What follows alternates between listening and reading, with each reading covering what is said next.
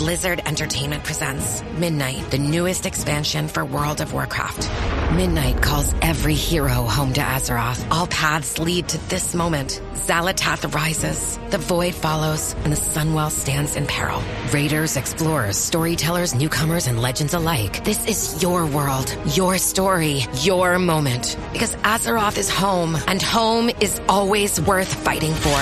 Pre-purchase now at worldofwarcraft.com. Savaged, unfiltered.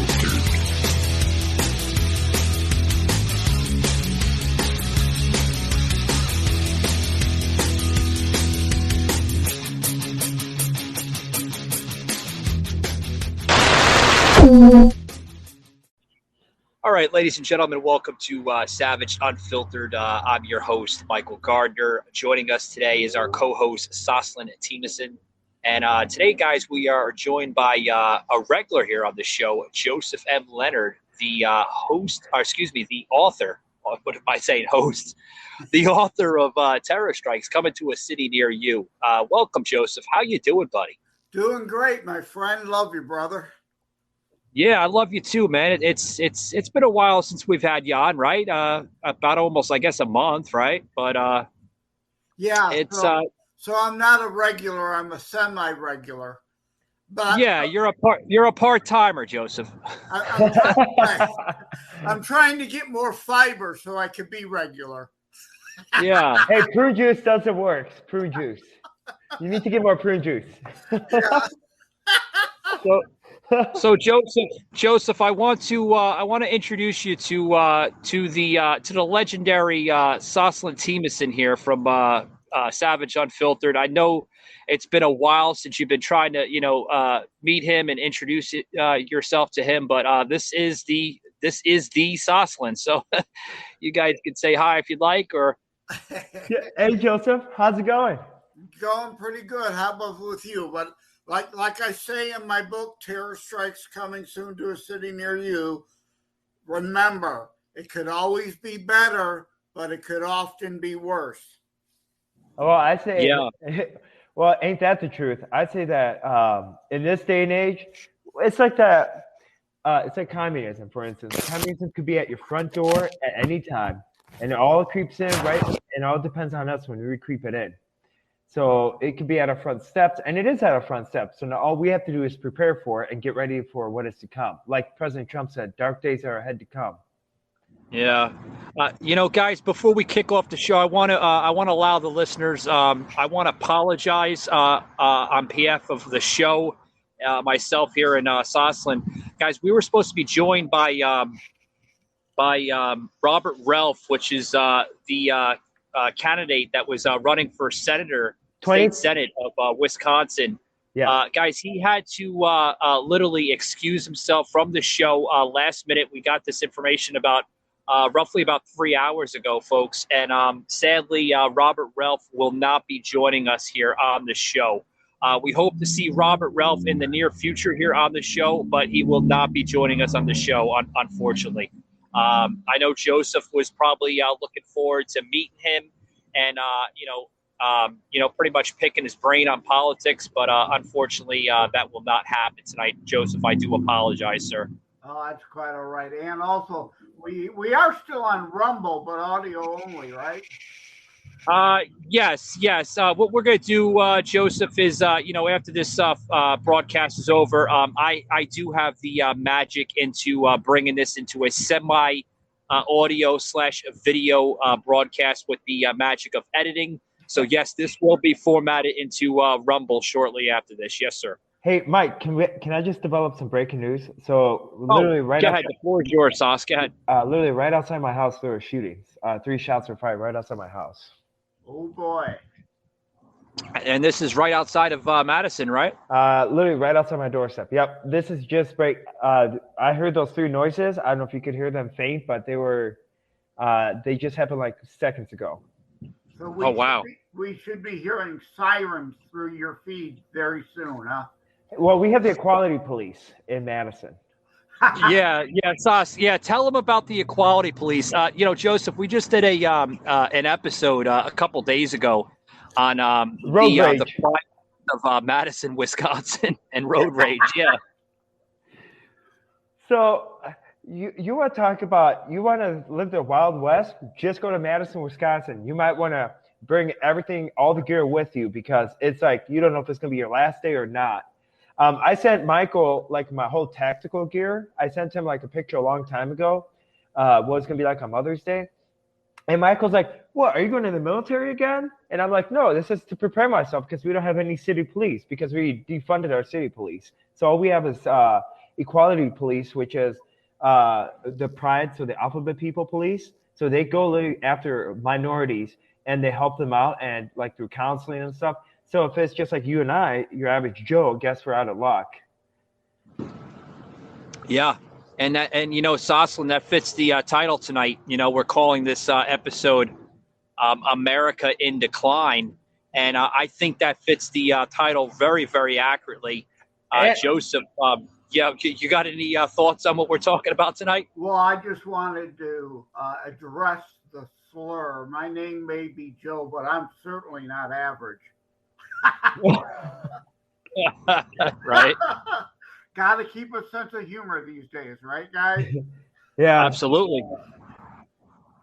So, like, either way, I sent Michael like the pictures of our police cars, and they're not your police cars anymore. They're like all rainbow police cars. It's really sad, actually.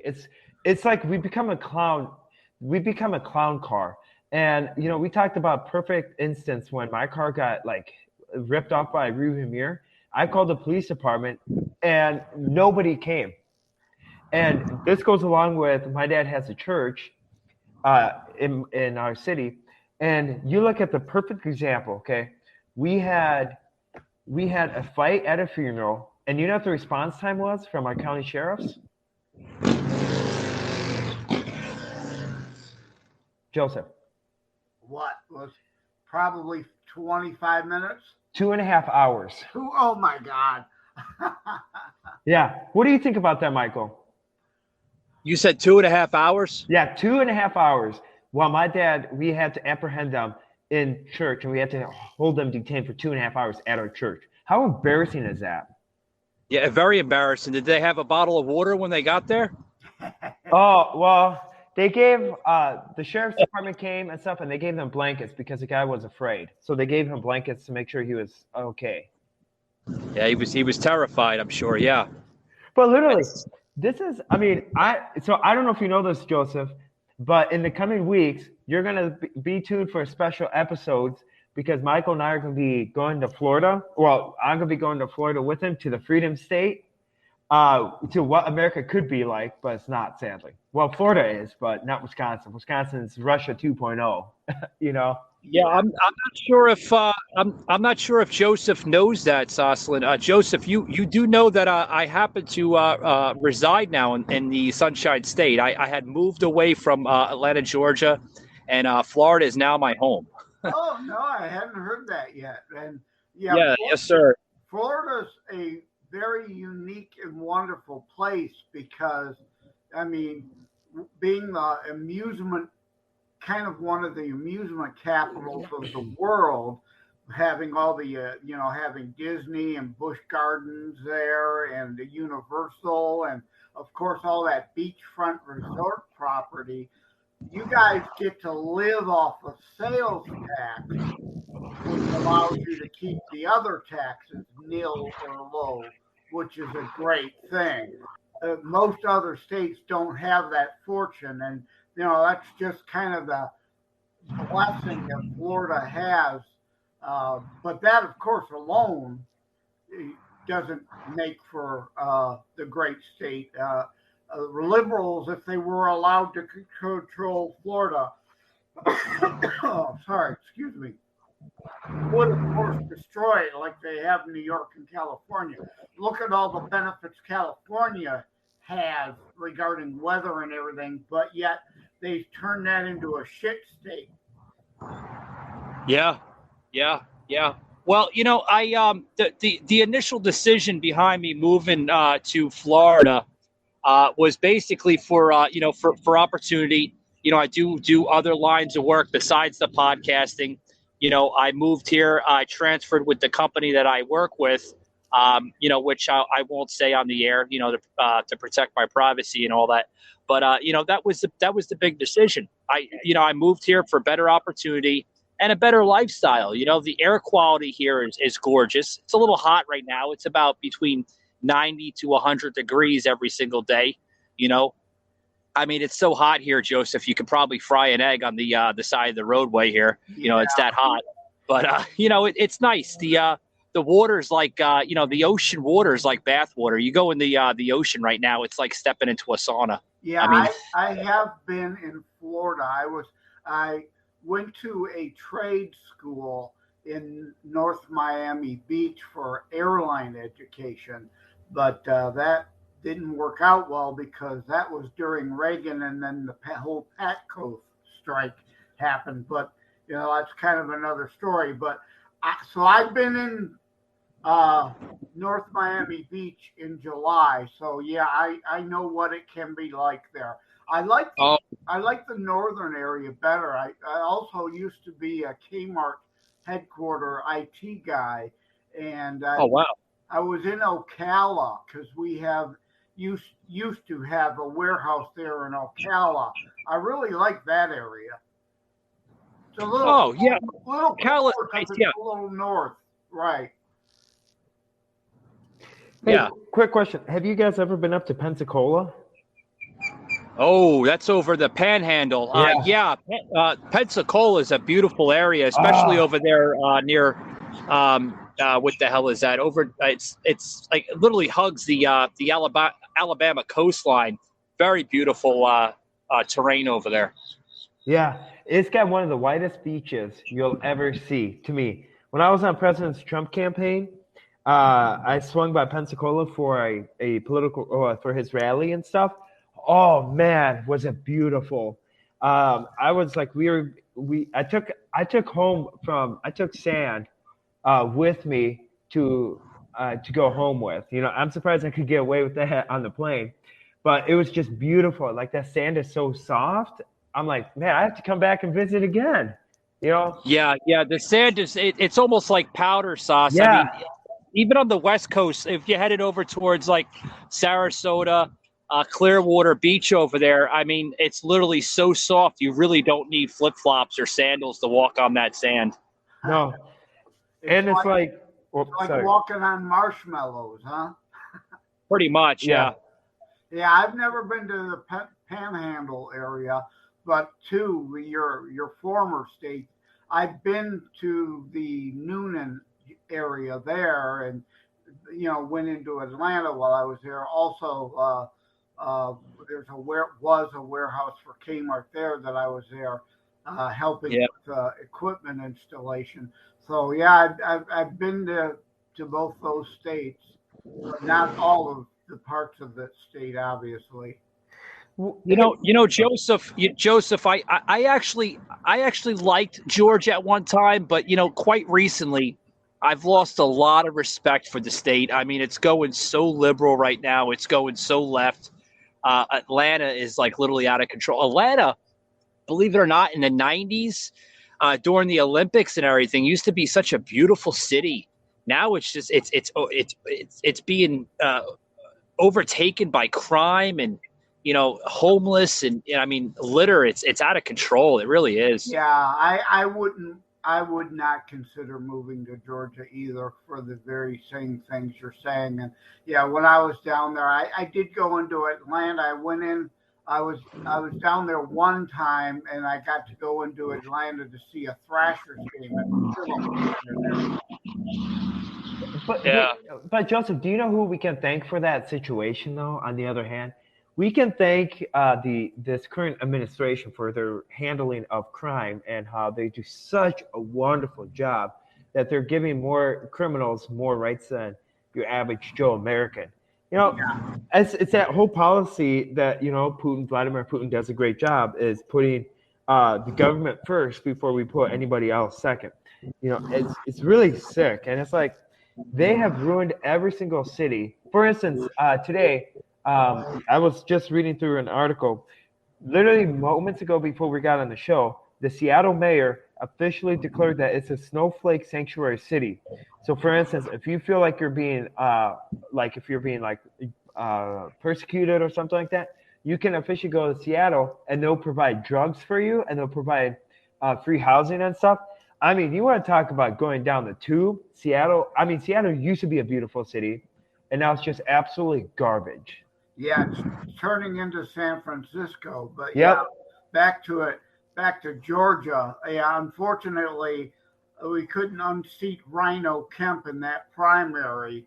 But yeah, the biggest part of the problem are Kemp and Roethlisberger in Georgia. Yeah. Yeah, the turncoat. Yeah, the big turncoat, Joseph. That's what he is. But do you think that's okay, Joseph? In regards to that, do you think that Kemp will go away from being a Rhino to somewhat being a Republican because he's getting more and more of a push, or not really? Well, that would be nice, but I certainly wouldn't bank on it. You know, the old leopard changing its spots kind of thing. But I mean, we can hope. I mean, a lot of people were concerned about Trump taking office because he was a New York liberal up to that point, and would he really govern conservatively or not? And the people kind of helped push him to the right. So, I mean, there's that chance. I would hope that Kemp would finally be sick and tired of trying to play kissy face with Stacey Abrams and see how the left has just been using him and come to his senses. I fear he's not smart enough to do that, but you know, let's keep hope alive, right? Well, it's like Liz Cheney. Like, as tonight the polls are going to close in Wyoming. All right, I'm going to keep a close eye on the polls in Wyoming. I bet Liz Cheney, this better be her last election, which it is. All right, because she pulled the same exact card of being all like Rhino. And you can see that President Trump has a huge persuasion on getting down to the patriotic core. For instance, you also look at Wisconsin. Wisconsin just had their primary last week.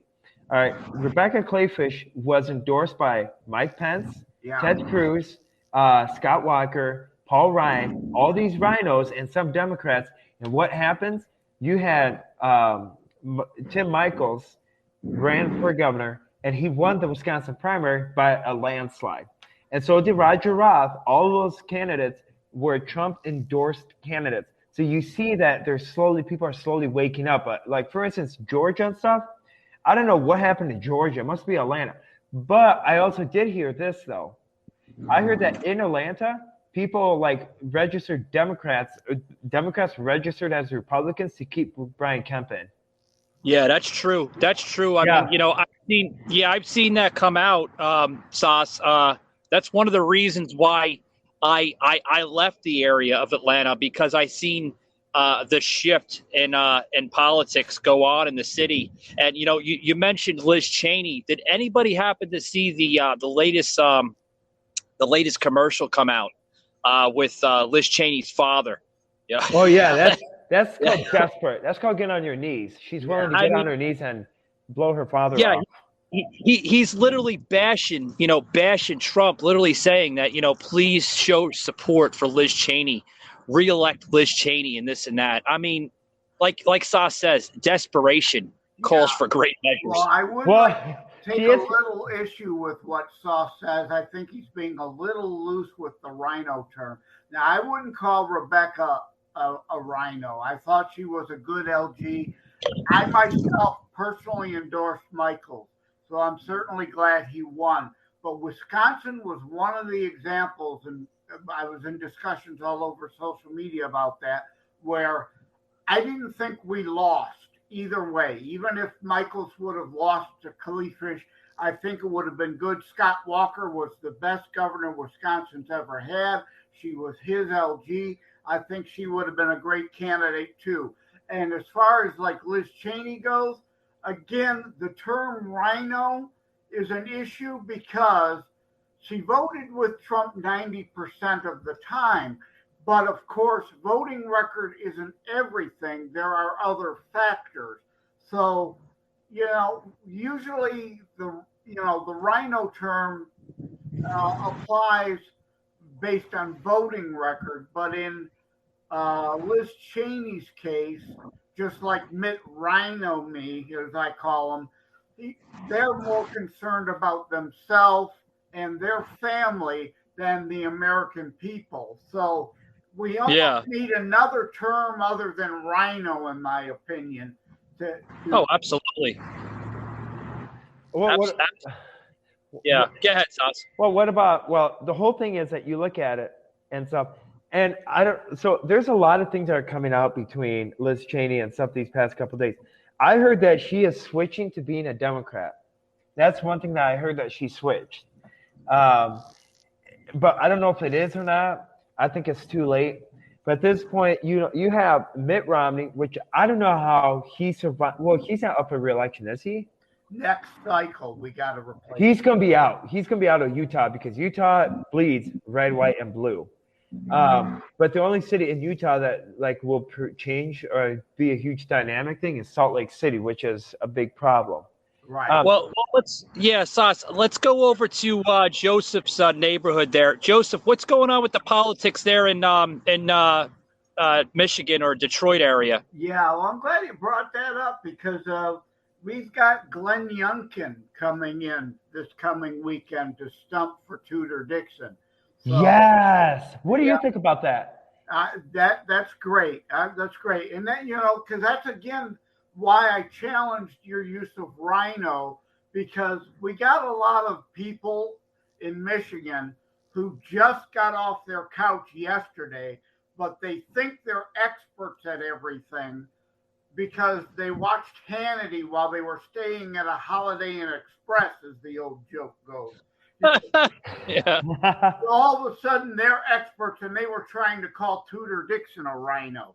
I mean, in an establishment hack. I mean, give me a break. Now, granted, DeVos did endorse Tudor, and we all have our problems with the DeVos families. Joseph, we could start calling them Tutti Frutti Banana Smoothie. You know what I mean? Yeah, but I think things are, and again, we're going to talk about Mar-a-Lago, right?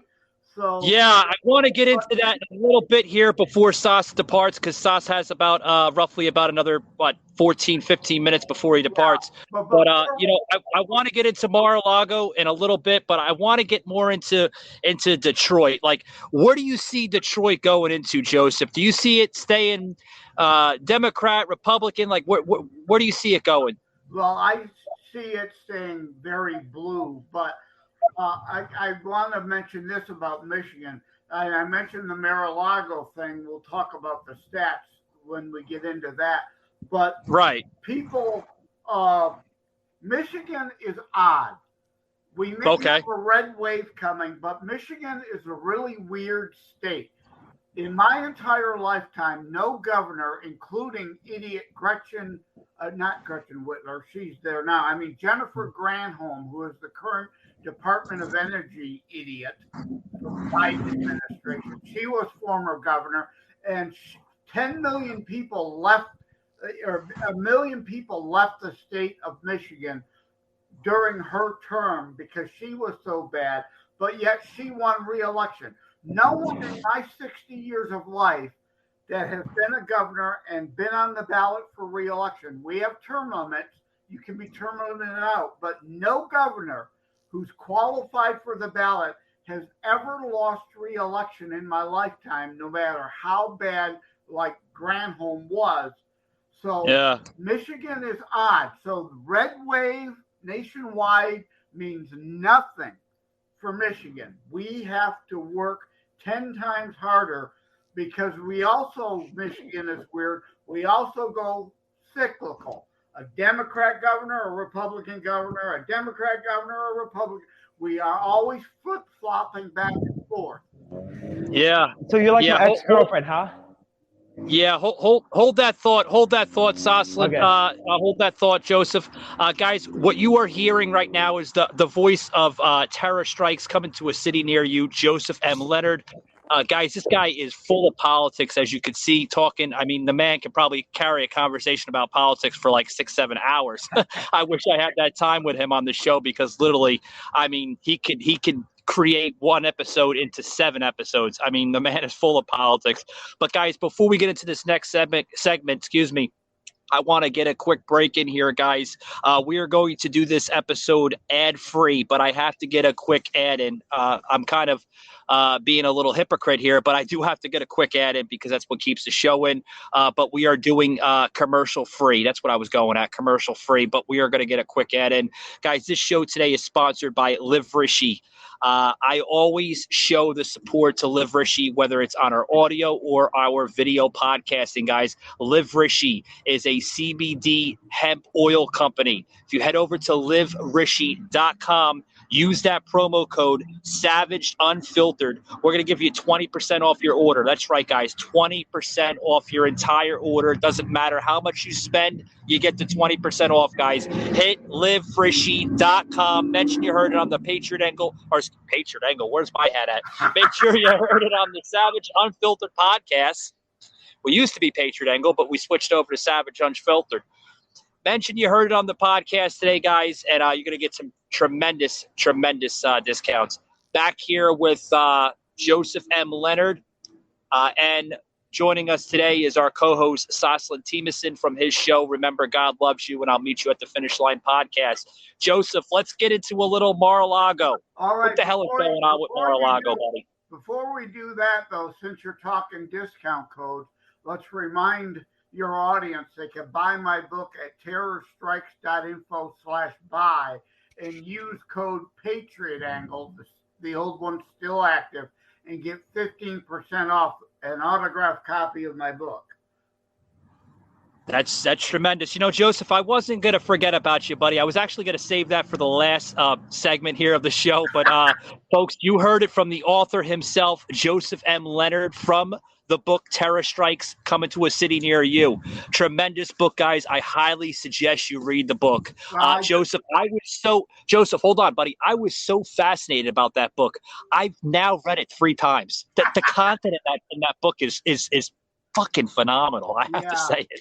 Well, I wrote it in a way, and I there's a review on my site that somebody does say that. They read the first 3 chapters and then realized that they needed to go back and read each chapter 2 or 3 times because so much is packed into so few pages that they realized they were missing things. And Joseph, hang on, buddy. We have to push this to Soslin. You have to read this book, man. I mean, the book is phenomenal. I'm not just giving a hype point here to Joseph over the show. The book is phenomenal. I mean, I'm lost of words just saying it right now. I mean, you have to read the book, literally. Yeah. Hey, I love books. So. Yeah. Yeah. Hey, I just wanted to sneak in the discount code since you threw in the CBD discount code. So yeah, don't read my book while on CBD, though. No. Hey, that'd be a trip to remember, though. Again, just interjecting a little humor. Yeah. Feel free. Yeah, Joseph, I don't recommend the listeners and followers here of the show to read it while you're all baked on marijuana and stuff like that. Hey, so I was wondering if I can put my plug in. Okay, so yeah, go ahead. The floor is yours, buddy. So if anyone wants to follow my podcast, I have a very special thing that we're doing at my podcast. So you're welcome to follow my podcast. Remember, God Loves You, and I'll Meet at the Finish Line. If you click on the link below all the way, you're going to see a support link. And the support link is Tim Tebow and I have his team and I have joined together to combat human trafficking. According to Laura, who is our special guest today, she identified as modern-day slavery. So you are welcome to check out the podcast on Spotify and anywhere any podcast platform is, and you'll find Remember God Loves You and I'll Meet at the Finish Line. Click on the link below and support. Let's stop human slavery in this day and age. Yeah, Sas, why don't you, hang on, Joseph. Why don't you plug in the tomorrow's episode? Joseph, he has a phenomenal guest. Yeah, go ahead. Okay, so tomorrow I also have a very, very special guest. His name is, I'm sure most of you guys know who he is in Wisconsin, and not only in Wisconsin, but Frank's Speech. His name is Representative Timothy Rampton, who will be joining my podcast tomorrow morning at 9:30. Stay tuned for around 10 o'clock when it will drop. That is a very special guest. And next week, we also have special guests lined up for next week that are huge in Wisconsin, that are big public figures. Stay tuned for tomorrow, though. Yeah, Absolutely. Good stuff. I'm glad you mentioned Tim Tebow because part of my book is about Christian sub-themes and family values and charitable giving. So on my site at terrorstrikes.info/charity, I try to encourage people to indeed give back to community. And the Tim Tebow Foundation is one of the charities I highlight on that page. Hey, I do a Christian podcast. You should give me a follow on Spotify. Yeah, I'll have to do that. So, all right, guys. Before we, I just want to make sure, are we done with the plugins here? Guys, we like to have fun on the show here. I do, Soslin knows, Joseph has got to know me over the course of the last several months here. I think Joseph's been on like 7 episodes now. He's gotten to know me. Guys, I always give the floor to people that deserve a push in life. And it's about achievements. It's not about ratings. It's not about, I need the upper hand and this and that. I always give the floor to people for promos, for just publicity, because that's my show is about publicity. I love to see other people grow, but I want to make sure, are we done with all the promos, guys? Yeah. Yes. You know what? I just tried a new hemorrhoid cream that I Joseph, my show is unfiltered, buddy, but again, we've got to keep a sense of humor, and my book too has a chapter of comic relief. No matter how serious shit is, we've got to keep a sense of humor. Oh, absolutely. Absolutely. Joseph, I want to get into this Mar-a-Lago saga. What is going on with Mar-a-Lago? Like, I want to hear your viewpoints because I haven't yet spoke to you about Mar-a-Lago. I've had Soslin on the show. We've done like 3 or 4 episodes, like little mixture of episodes with the Mar-a-Lago. Like, what's going on with Mar-a-Lago, buddy? Well, they just handed Trump a major victory is what they did, because what I alluded to earlier was that we were going to get into stats. Merrick Garland's approval rating is as bad as Joseph R. Biden's. So, and Newsmax had a poll that said now independents, those people in the middle who pretend they're above everybody and don't want to pick a side, but like Rush said, and there's a Rush quote in my book too, but if you choose not to decide, you still have made a choice. Now you are either with saving the republic or you are with the fascocrats destroying the republic. And 33% of independents now, Newsmax says, believes the FBI raid is indeed part of the continued witch hunt against Donald Trump and a farce. So guess what, guys? You just made Red Wave 22 bigger than what it was already going to be, and hopefully make 24 a landslide victory for Trump's return to the White House. But here's the bigger problem, though. The way they did it, though, is very unconstitutional. That is, to me, that's alarming, because I grew up in a communist country. I grew up in Russia, so I know what firsthand what it's like, and I was in the military. I mean, to have it going this style should scare and should put everybody's like on high alert to know, okay, am I going to get raided tomorrow? Am I going to get raided in the near future? How should I prepare? What should I do? Because the fact that they did this now opens up a Pandora's box. Now anything can happen at this point. Look at the IRS agents. Over 87,000 agents now, bigger than the State Department, bigger than like all the 3 heads combined together, bigger than the FBI, the Pentagon and stuff. That should be alarming. And imagine what that's going to happen now with the FBI and how they have the power now to do whatever they want pretty much. And if they could do it to the president, if they could do it to a former president, then what's going to stop them from going to your house? That should be alarming. It's not about the victory. That's what it's all about. They are now the Federal Intimidation Bureau, the FIB. The KGB. They're the new KGB of America. Yeah. And all over the Records Act, which has no criminal enforceable statute authority to it. So the warrant is a joke. We have to see the affidavit and expose who the current liars are, what are the current lies they told, to now engage in this next step in the witch hunt. The warrant itself is meaningless. We must see the affidavit because you have a right to face your accusers in this country. Well, Joseph, here's the thing. There was a statement that was put out by Trump lawyer. Well, he was a lawyer of Trump. I'm not sure if if he's still active on the team with Trump, coming out of Rudy Giuliani just yesterday, saying that why did it take the FBI 9 hours to raid Mar-a-Lago? 9 hours. Hold on. They spent an entire week. Literally, if folks don't know this, they were in Palm Beach for a week. Okay, they spent that weekend to enjoy Palm Beach, right? And then right after that, they went right into it.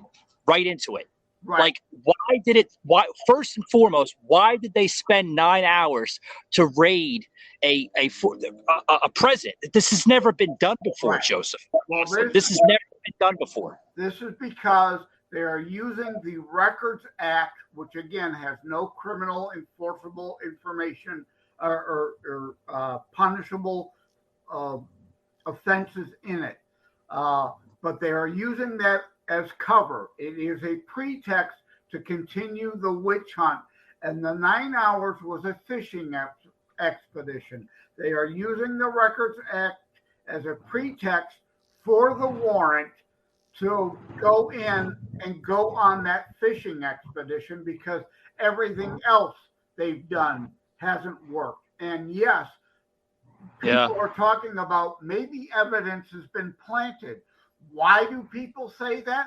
Because of the Steele dossier. We've seen the FBI use fake planted information before.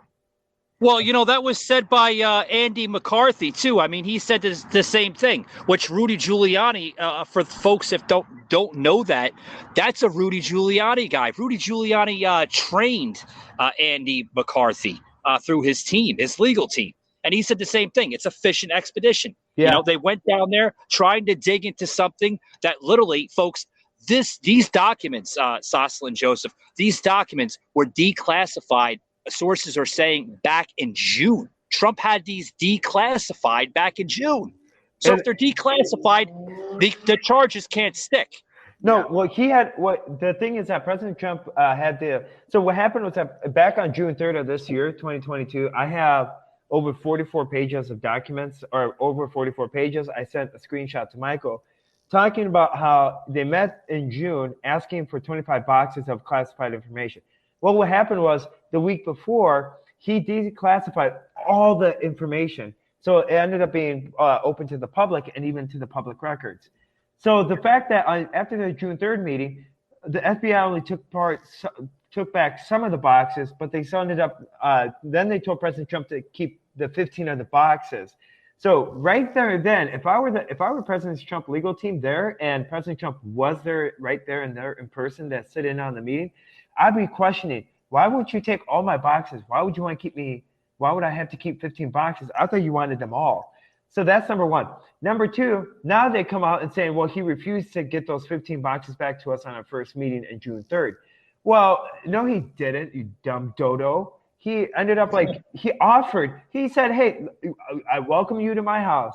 I gave you coffee. I gave you all this. I gave you all my boxes of information. And you told me directly to keep those 15 boxes. What do you think is going to happen? I'm going to listen to you guys, but now you guys do this unauthorized raid to say, oh, he purposely kept information hidden. And you see it on CNN, you see it on MSNBC. It is a big farce. Well, this is what the left always does. Yeah. They know they're idiots, followers are idiots, and they're hoping enough independents will be morons and not understand it. Just because something says top secret on it still or confidential doesn't mean it is anymore. It was at some point. It is no longer. And the other point, Eric Garland, the left does this all the time. They'll try to take a grain of truth and hang a great big lie off it. During his press conference, the standard is to do the least intrusive method. And then he immediately ignored the standard and failed to give an explanation why they couldn't follow that standard, and then allowed the raid under the warrant. And why then, if this is so important about nuclear secrets that someone might get their hands on, why did he wait 2 weeks before the raid then? None of it makes sense. The people smell the rotten fish. Yeah. Well, you know what I do? I smell a rat here, Joseph. I do. I smell and Soslan, I smell a rat. A lot of people are saying that it may be a disgruntled Trump family member. Hell, it could even be the niece of Donald Trump, Mary Trump. Did anybody ever look into that? Mary Trump just happened to be on what was it? CNN. I think it was like 3 days ago. One of the damn networks. Oh yeah, and she wrote a book. Yeah, hold on, Sauce. Mary, I know you got like 2 minutes here, and I'm going to give you the floor before you leave. You know, like Mary Trump literally was on work, and she was, oh, Donald Trump is this, Donald Trump is that. That the disgruntled family member that tipped off the corrupted FBI. Go ahead, Sauce. Well, okay, so I have till 6:15, so I'm good. Okay. Oh, okay. So the fact, yeah, she wrote a book about how deranged President Trump was and how she had to grow up with him and stuff. But still, if I have people that don't like me at all, you know, I have people that don't like me at all. For instance, people in Madison, your local politicians don't like me, for crying out loud. You know, and even my own family even my own family members don't like me at all. But that still doesn't allow them to say, hey, tip off the FBI and stuff. Well, Sauce, do you think it was the disgruntled family member, Mary Trump? She's shown a lot of bitterness to her Uncle Don, right? Uncle Donald Trump. You know, like she said in her book, she has a book out that she bashes her uncle extreme limits. I don't know if Joseph have read the book by Mary Trump, but she goes into extreme levels. Yeah, she's psychotic. She neurotic. She's psychotic.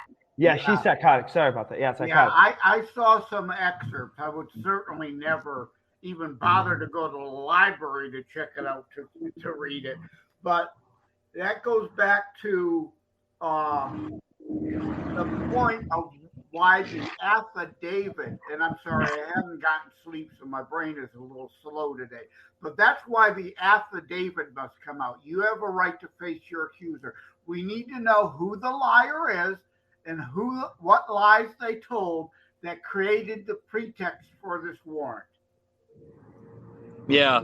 So, you know, let's make a statement here on the show, Joseph Soslan. I'm going to go to Soslan first before I go to Joseph to get a statement for this question I'm about to ask. You know, who do you think tipped off the lie that, you know, Donald Trump had these classified documents stored in the basement of Mar-a-Lago? Like, who do you think it was? Do you think it was a disgruntled family member, or do you think it was a staff member? Like, where are you going at with this, Sauce? Oh, boy. I would have to say it was Bill Barr. You think so, Bill Barr? I think so, because Bill Barr, here's why. Because Bill Barr, he worked with President Trump. He did good things to get on President Trump's good side. And then he ended up getting more information. And then right when 2020 hit, that's right after the election and right when he switched over. And you can tell because President Bill Barr was so adamant of getting Joe Biden in that he was so adamant of getting him in. And also, Bill Barr is the one that requested Merrick Garland to be under Joe Biden's FBI, even under President Trump FBI. But you think so? You're saying that's the informant then? That's the informant that tipped him off. Bill Barr, yes. Yeah. What about you, Joseph? What's your analysis on this, bud? Well, I agree with Sauce that you can't trust Bill Barr, but the rumor is that it is somehow someone inside Mar-a-Lago or who has been there a lot of late. So it could be a disgruntled staff member. It could be a liberal Secret Service agent who had just rotated onto his detail. And again, to say that they were hiding these things there is ridiculous. They knew they were there. They told him to put an extra lock on where they were.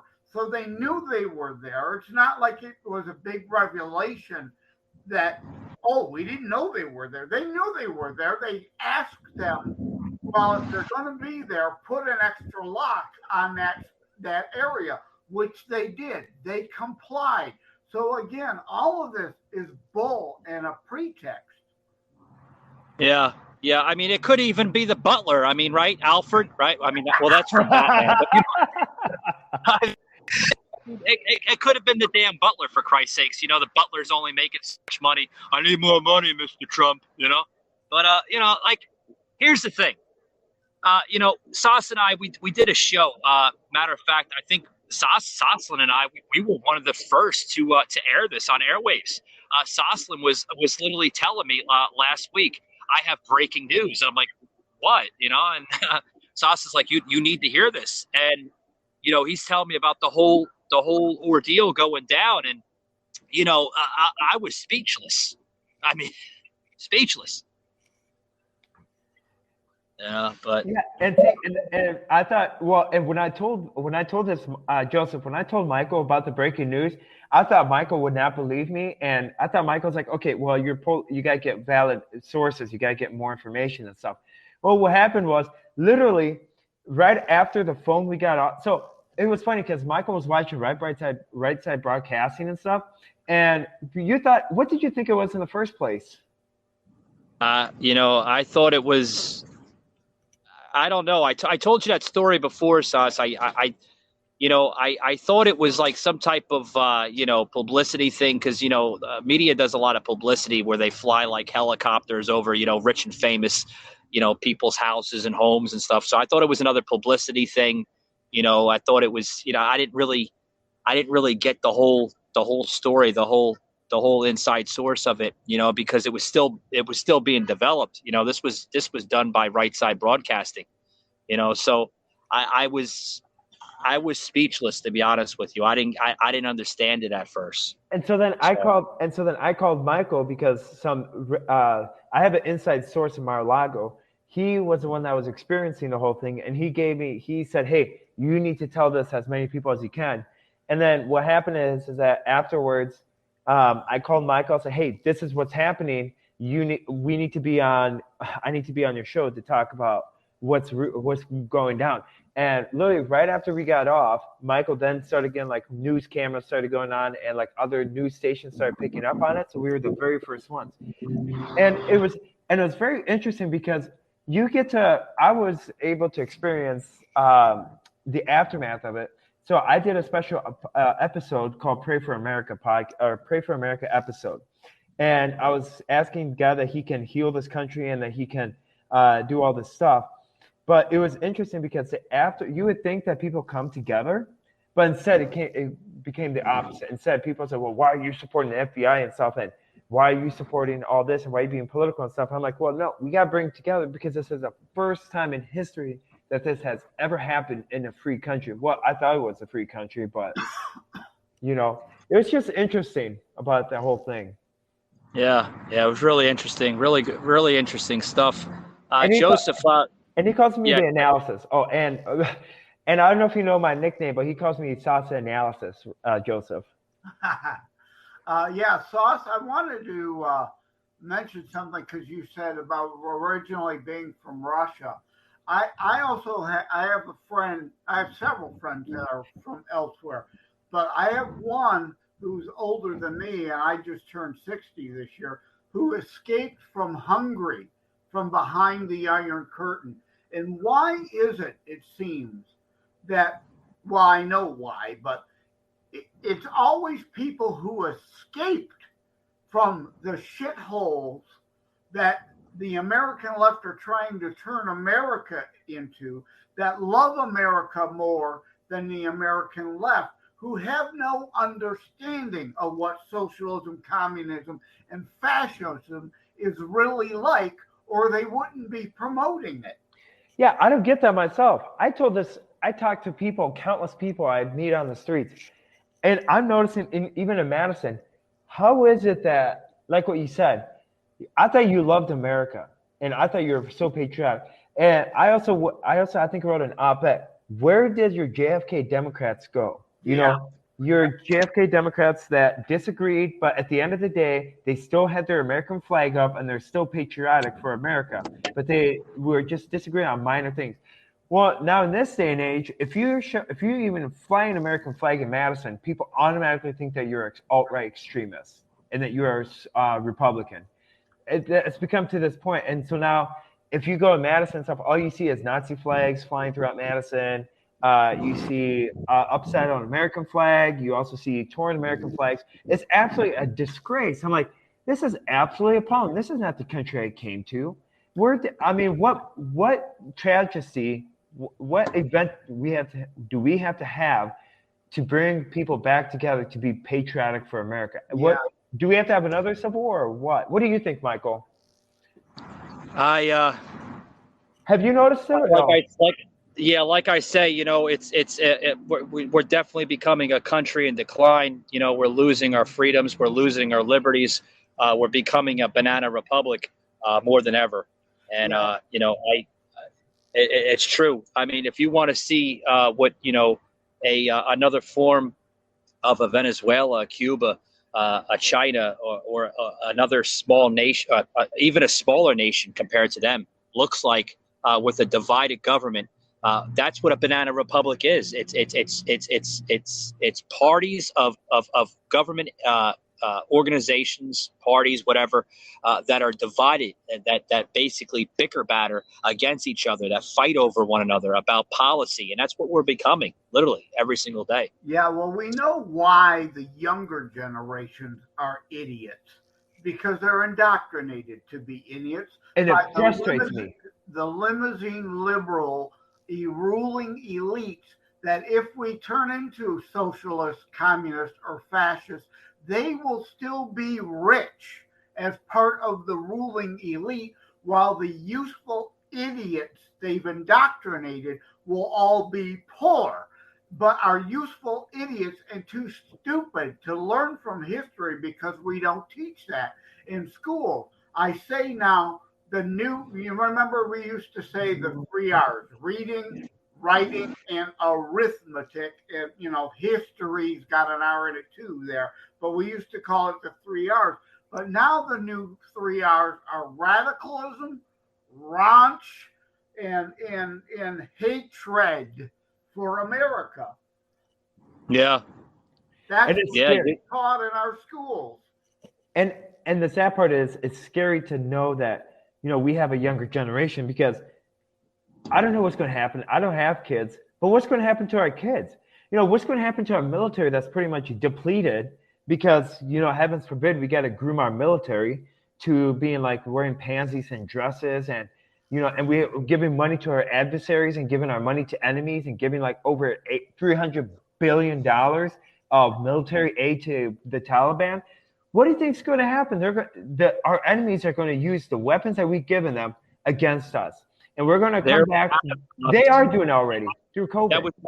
That was already given. That was already given by Biden. It's already happened. Yeah. You know. And I talk about this in my book, The Failed Iran Deal, and idiot Joe Biden, still the very fucking week that Salman Rushdie was attacked by a GIZA, as I call them, which stands for Global Islamic Jihadist Interim Army Soldier. He was attacked because the Iranian Ayatollah fatwa on Salman Rushdie still exists. Salman Rushdie was attacked, but based on the fatwa out of Iran, who still chants death to America and death to Israel. And idiot Joe Biden, who was VP under Obama in that Iranian deal, still wants to engage in another Iranian deal to let them get nukes and give them money and fund more terrorism. Well, Joseph, it makes you feel better. About 2 weeks ago, President Joe Biden gave Palestine $315 million. Yeah. Yeah. Now, how about that, huh? Well, what's happened just the other day, 5 Americans, including a pregnant American woman, injured in a bus attack in Jerusalem by those same Palestinian terrorists Biden just gave money to. Yeah, I have a question. Where is all this money coming from? Like, if we're such in an inflation, like, where is the money coming from? I don't understand that. Is it just, are they just printing this? Yeah, they're printing. They're trying to collapse this country, Michael. They're trying to blow this country up. They're trying to collapse the economy. So they're hyperinflating the economy, and they're hyperinflating like our spending. Because why? In the last 2 years that Joe Biden's been president, we've gone over through $4.5 trillion. That's more spending than President Trump has ever done, more than Obama. Okay, we spent $4.5 trillion. Okay, $2.3 trillion went to Ukraine, Russia, and went to other programs, which I thought they were all embezzled because. Wait a minute, Sauce. I have a question to ask you. Like, I want to step into the liberal leftist mindset. Okay, Tommy. Why is Mr. Joe Biden saying that the inflation is low and there's job growth and everything else? Like, why is he saying all this? Like, why? Well, because the economy. Okay, the reason why the job rate's going is because we haven't gained any jobs. If you want to, hint, joke. I mean, if we could just do that to them to wake them up, I mean, it's common sense of what's going on, folks. Really, and it's frustrating because what more common sense do they need? See like in Wisconsin and stuff. You see, for instance, in Wisconsin, you see like the roads are being fixed. So Tony Evers is like going out and making roads and stuff. Well, okay, pardon my language. No, you asshat. The roads aren't being fixed because of Wisconsin. It's being fixed because our COVID relief money is finally getting to the states. And so it's federal money. It's our tax dollars that we paid into the federal government fixing these roads, not you. Yeah. And you're not fixing the education system either. You change the grading scores and all these, and you see it. All these liberal Democrats in these liberal ran states are changing their test scores and changing their grading policies, how they grade schools and their overall like score and all that in the average.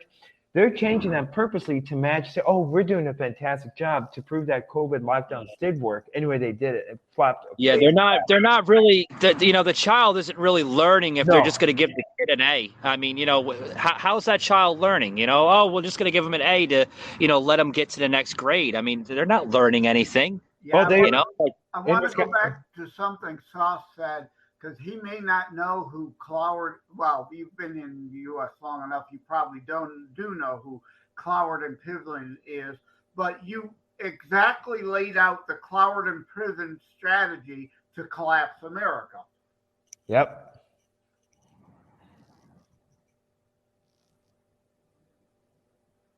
Sauce? Yeah. Oh, sorry about that. Yeah, no, I know my history. I'm sorry about that. Yeah, so you are familiar with Cloward and Piven and Saul Alinsky. Yeah, that's how you collapse the economy. If you do your research, if you do your history on Russia and all these other, like they did in Venezuela, they did it to Russia when Russia was rich and stuff, when Russia used to be free. Castro did it to his people in Cuba, I believe, too, at one point. Yeah. So they overspend and they hyperinflate the economy. So what happens that you're pretty much building an economy made out of a molehill. And when you pretty much do that, it's going to collapse at some day because you can't keep pouring millions of dollars into an economy that's not making any growth. And we see it. For instance, I showed Michael, I took a screenshot of my portfolio on the market. So I put money in the 4D Pharma, and for the first time, that 4D Pharma finally took a collapse. And so we're already seeing that was the stock That was the stock you showed me Yeah. with the screenshots, us. The stock, yeah, literally just, I mean, it crashed. Yeah, I mean, I lost money. How old was that stock though? Like how old? Like that stock was 75 years old. So 75 years and then it just crashed? Like things just don't crash. How did it crash? So what happened is that they couldn't handle so what happened is that, so 4D Pharma is like a loaning company out of, the 4D Pharma is like a loaning company out of across America and stuff. And they help out they work with banks and they also work with the federal government. But they said, even their CEO said, hey, you know what? We're coming at an alarming rate. We can't keep up with the interest rates. We need to slow down. We need to slow down on spending or this is going to happen and stuff, or we're not going to be able to survive. Our stock's not going to be able to survive and stuff. And he said on Fox Business and multiple other sources. And the interesting part is that the owner of it, so it's a liberal-owned company actually. So the liberal-owned, he went and met with Joe Biden, and he said, hey, you need to stop this and stuff, and we need to stop spending and slow down where we're allocating money. And what does he do? What does the Easter Bunny do? He says, hey, Joe Biden, here, sign this. Sign your name on the dotted line. Make sure it's within the lines. And it collapsed, the 4D Pharma, after this $780 billion went through, because the 4D Pharma stated that they couldn't handle this next round of money without like some readjustment. That's what's happening. A lot of these stocks can't handle it because it's so much at once each time. Oh boy. I do homework, so I'm sorry if it's too analytical. I do homework, so yeah. No, I was just fascinating when you said 75 years, man, and it fucking crashed like after 75 years. It's fucking crazy. I lost all my money. So how do you think I feel? Yeah, some of these companies, the go woke, go broke problem is some of these companies are pivoting to get ready for the new coercive ESG scores. It's not about your profitability and economics anymore. It's all about economics, your social score, and your governance score. It's another backdoor fascist control of corporations. Yep. So, and the ironic part is that the 4D Pharma guy, he voted for Joe Biden. He endorsed him and gave him money. And he came back and bid him. That's irony at its best, but I lost money in it, so. Yeah, that's some crazy stuff, man. I heard that and I was like, I still can't get over that. 75 years. Yeah. 75 years and it's done, like with a snap of a finger. I mean, that's nuts. And see, and that and that continues, and it's not going to be, and it's funny because Elon Musk said that there's going to be more stocks that are going to be doing the same thing. And it's going to be, and that more and more stocks are pressuring the same thing. Look at Netflix, for instance. All right. Netflix is kind of doing the same thing. They're imploding as well. So what is Netflix doing, for instance? They're officially adding ads inside their TV shows, inside of their movies, and they're pushing all these ads in now because now it's becoming like a regular streaming service because people are leaving. Well, Sash, you got the company. I don't mean to cut you off, but you got the company Wokeflix, of what I call them. They're bending the knee to this woke culture. You know what I mean? That's just the way it is. So do you think that this woke culture? Okay, Joseph and Michael. Then here's the question. Okay, for both, I'll go Michael first. Do you think these woke people, the small minority woke, is meant to undermine and get rid of our free market system, the capitalist system, our market? Do you think that's what this is, and the push for it?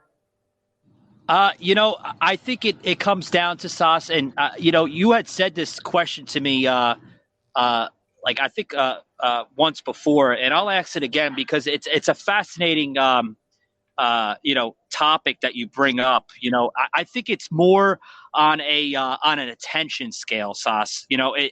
It's little groups, little organizations that it goes back to our childhood days where they get so frustrated about not fitting into a certain group. So what happens is they try everything to fit in, right? So what happens? They do, like I said, they go to every angle, and they're like, they'll just for an attention. And I think that's what this woke shit is all about. It's all about attention. It's not about a movement. It's not about equality. I keep on hearing, fucking equality when it comes to this woke shit. It's not about equality. It's not equality. No, I wanted that garbage to cut out. It's not quality. It's not funny anymore. No, it's getting old. Yeah. Joseph, what do you think? It's all about virtue signaling. Yep. Yeah, they really thought go woke would get them rich, but like the hashtag says, go woke, woke broke. And like you exactly said, Netflix, it really started to turn with that, I forget what was that called, that pedophile softcore child porn show. Oh, yeah. Coming out of Madison. It was a UW-Madison professor that came up with a TV series, and it was filmed at UW campus. Yeah, and only in Wisconsin, huh?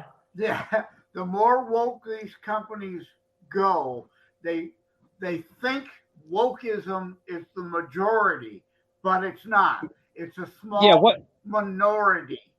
Yeah, Joseph, hold on.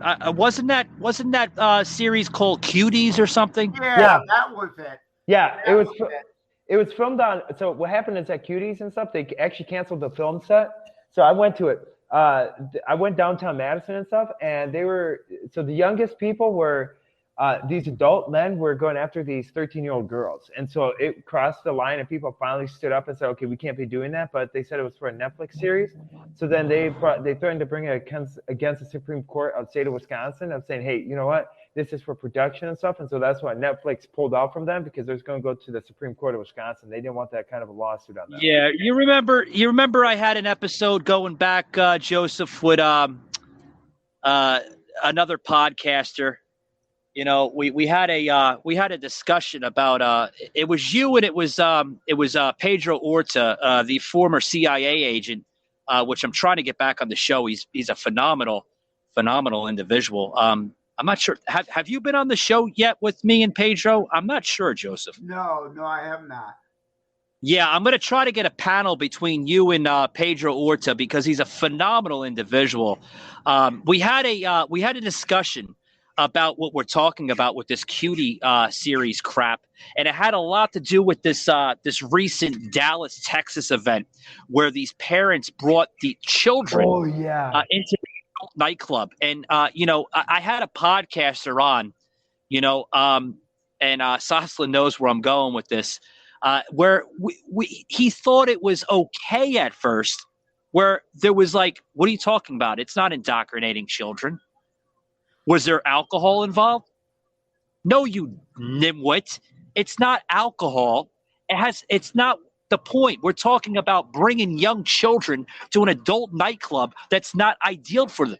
This is what we're talking about, Joseph. This is what we're talking about, Soslin, on the show today. It's this type of wokeness, this type of poison that's being injected into this country every single day. And the libtards that Joseph uses from time to time, the libtard, literally, I think that's a Joseph terminology on his material there. The libtards, they don't understand that. They think, oh, it's okay. It's okay. Yeah, sexual perversion of children. And they want to literally, the left loves to redefine terms. Now they want to change pedophile to minor attracted person. Yes. There's meant, we call you a pedophile, and there's meant to be a stigma because it's against the fucking law. A child under the age of 18 cannot engage in sex. They are not of the age of consent. It is sexual exploitation. It is statutory rape.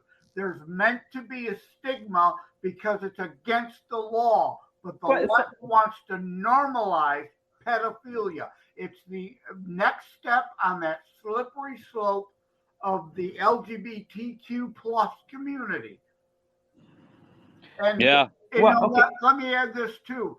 And even some gays are waking up. On Twitter, they got banned.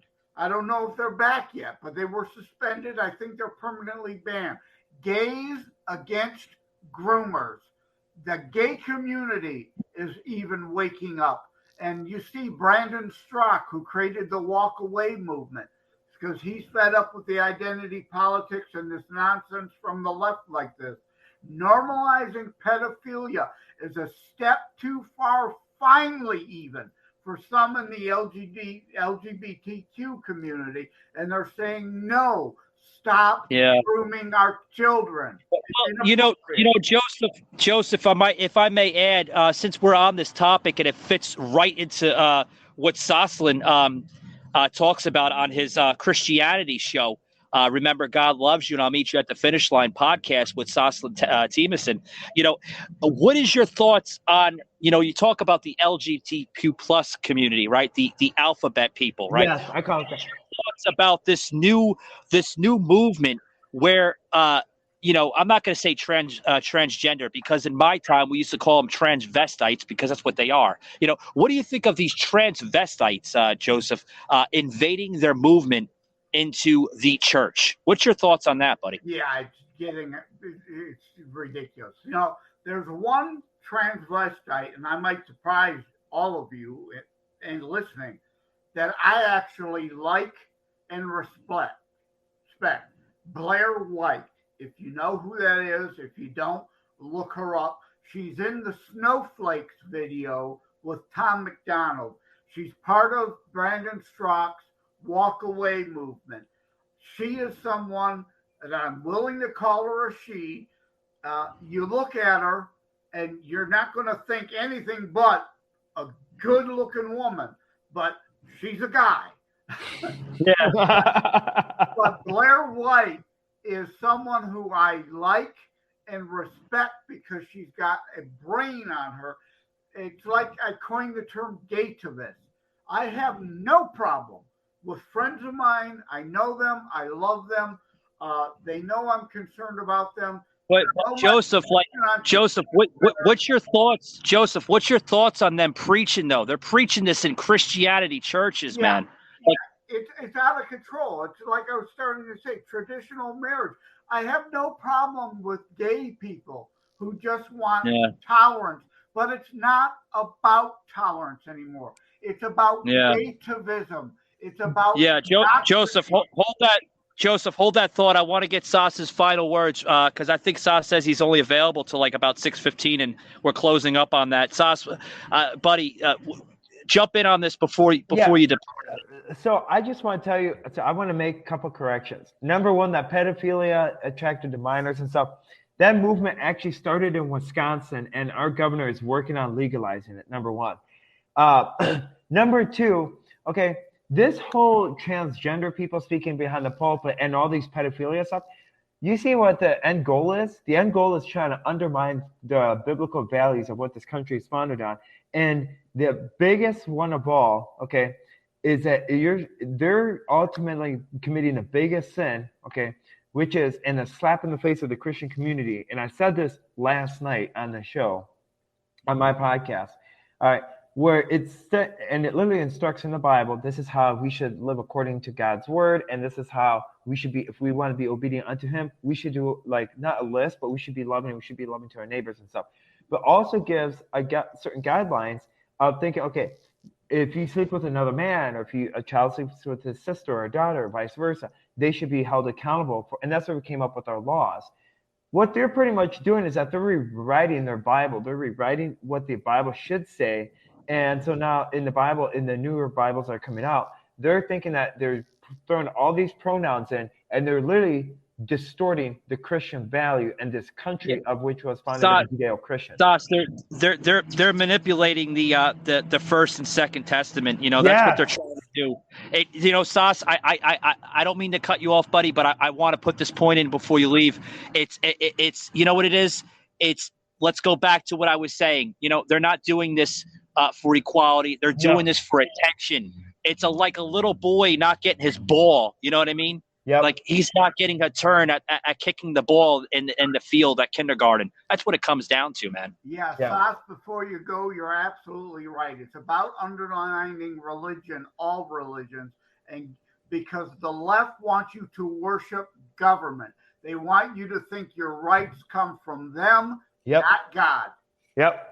So, all right, guys, with this in mind, I hope you guys have a blessed day. And remember, you're welcome to follow me on Spotify and Apple Podcasts. And also, Michael's going to throw in my social media handles. Either follow me on Facebook. I just got on TikTok and Truth Social.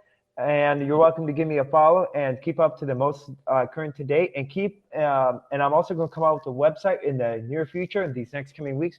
With this in mind, remember God loves you, and I'll meet you at the finish line. Have a blessed day. Take it easy, Sox. We'll see you next time, buddy. Take care, brother. All right, guys, before we continue this conversation with Joseph M. Leonard, the author of Terror Strikes Coming to a City Near You, guys, you just heard my co-host, Soslin Tiemanson, speaking just his heart out, guys. He's a tremendous young man. 24 years of age.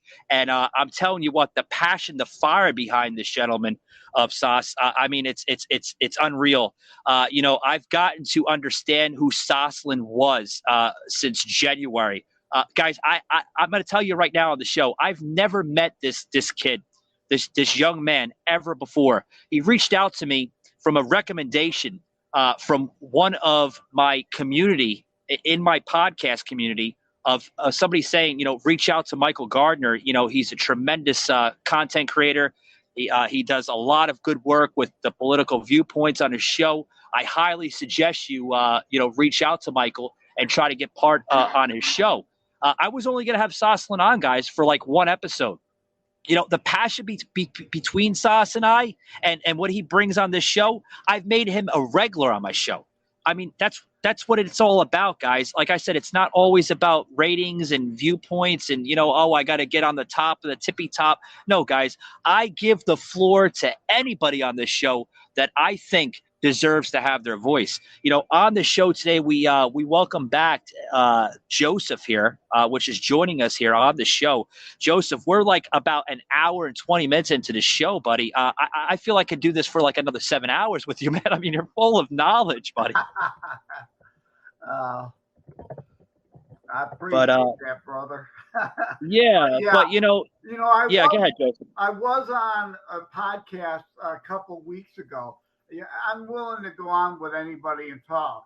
I was on with a guy who just started. Yeah, tell us about that story, man. Like, how did that go down?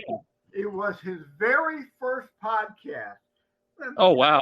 I'm willing to talk to you if you got 5 listeners and they're just friends and family, or 5 million listeners. I'm willing to talk to you about my book and about politics. But yeah, it was his very first show, and we ended up talking for over 2.5 hours. Oh, wow. Wow, that's a great pilot episode, man. I tell you that. Yeah. I don't know how many people will actually make it all the way through that or not. But Joseph, I've heard of whether you call them podcasters or content creators, I've heard of people doing like 4, 5, 6 hour shows. And I'm like, man, I was like, I could probably do it, but you need a cup of coffee or like a can of beer next to me, to keep it going. You know what I mean? Yeah. I mean, we're going on right now. The time is like an hour and 20 minutes just hitting right now. And I can tell you right now, guys, I mean, I'm you can hear in the voice, it's getting winded right now. But, just hearing, Soslin speak his heart out, Joseph, relating to that, with us talking about, America in decline and, the whole saga with Mar-a-Lago. I mean, it's literally, Joseph, that this is where our country is becoming, and it's sad. It's extremely sad. Yeah. What did the American decline is the theme of today's show. And yeah, I mean, in decline. Yeah. How can anybody not see that today? Other than those who willingly, purposely, and with malice of forethought, the fascocrats, as I coined the hashtag, wanting to do it purposefully. And like I said earlier, like the Rush song, You can't be an independent anymore. These aren't the JFK Democrats' days, as Sauce said. If you choose not to decide, you still have made a choice. You are either with those of us defending the republic, or you are with the fascicrats destroying the republic. Yeah, you're right on point on that. Joseph, I don't know if you've seen earlier before. We're talking about like where the country's going and how it's so divided and it's just full of hate. But it's not always like that. I had a gentleman earlier today through my blog. That I do get some voice comments that come in, and when they come in, they go to my automated voice answering machine in layman's terms, pretty much. And a gentleman that called in, I forgot his name. Oh God, I mean, I get so many comments sometimes that come in, but it's on the it's on my social media. What the hell? I'm tongue tied right now. I know he was from Indiana. Anyway, he called in and he's actually literally, Joseph, listen to this. He's going cross country right now on his bicycle, fighting for homeless veterans. I heard this story and I'm like, I'm trying to reach out to him. I did try to Google search him and everything else. I just can't get any contact information. So, buddy, if you're listening to this show, reach out to me again with your contact information. I'd love to bring you back on the show, or bring you on the show to get your story and everything. Because what he's doing right now, Joseph, is phenomenal. This man is biking across country right now, fighting for homeless veterans. I mean, if that story doesn't melt an eye, I don't know what does, Yeah, I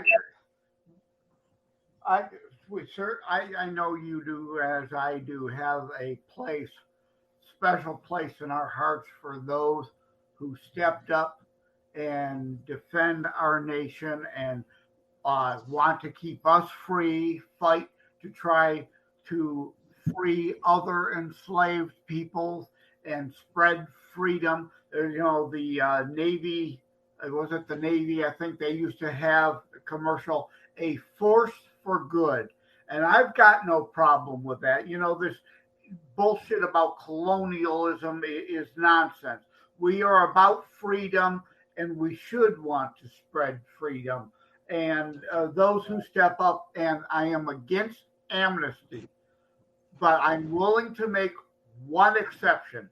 You know how the left talks about dreamers all the time. If you came here under no volition of your own, you were dragged here by your parents or sent over by your parents as a child. If you're of military age, if you're willing to step up and serve in combat, not some desk job buried in Arizona somewhere, but if you're willing to fight in the Army, the Marines, the Air Force, in combat zones for a period of 6 years, I am willing to give citizenship to those people who are willing to fight and potentially die to defend freedom. Those are the people we want, not the freeloaders we're getting. Yeah, that's what we do want, Joseph. We want that. We want that message, but it's being so manipulated right now by the radical left. You use the word dreamers right now. I think that's the latest slogan right now. It's being used by Walt Disney World. You know what I mean?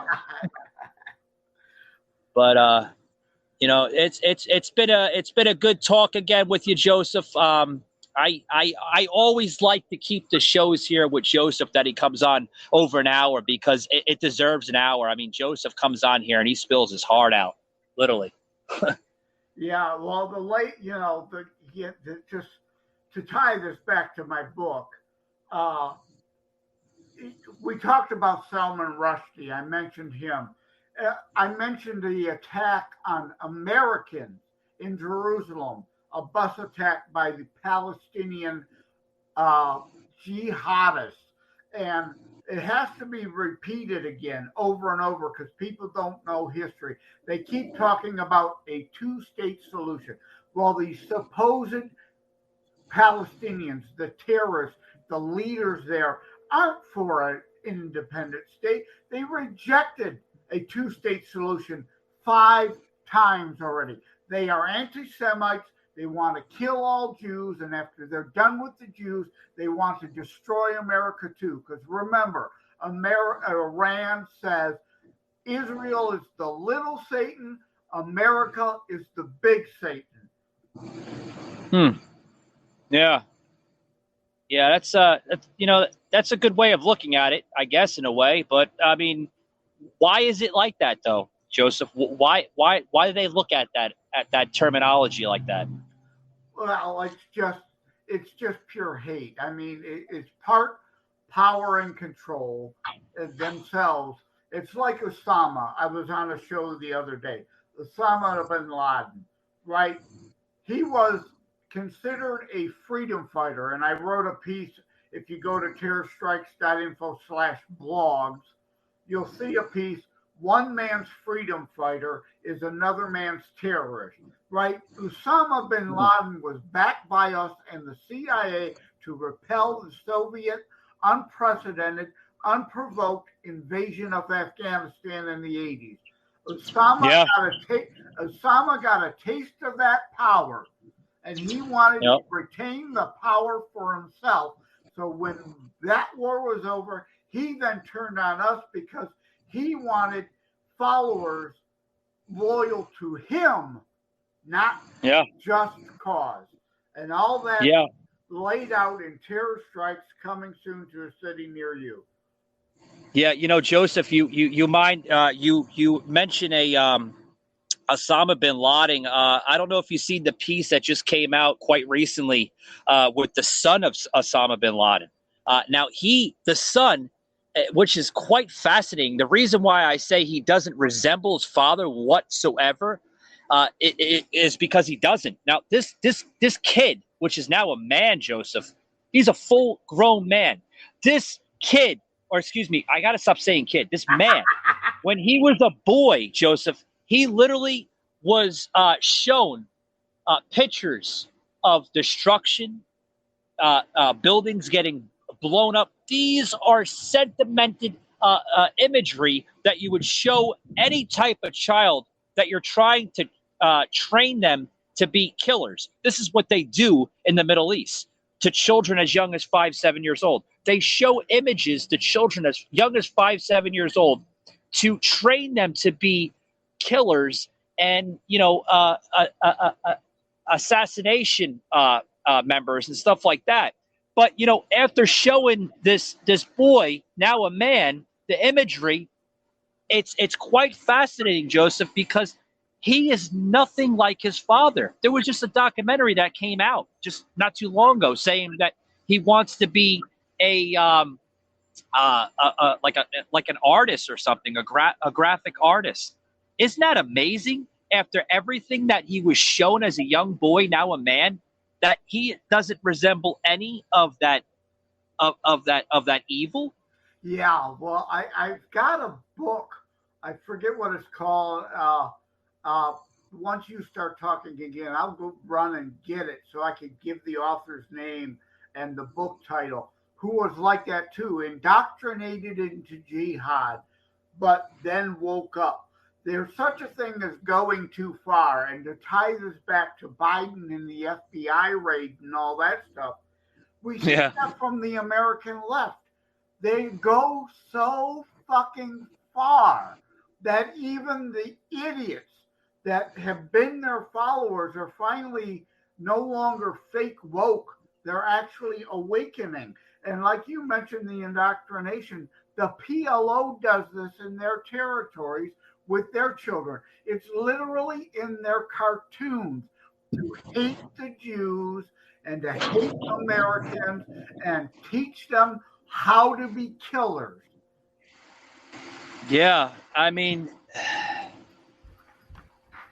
it's I don't know. I mean, I've said it once, I'll say it again, Joseph.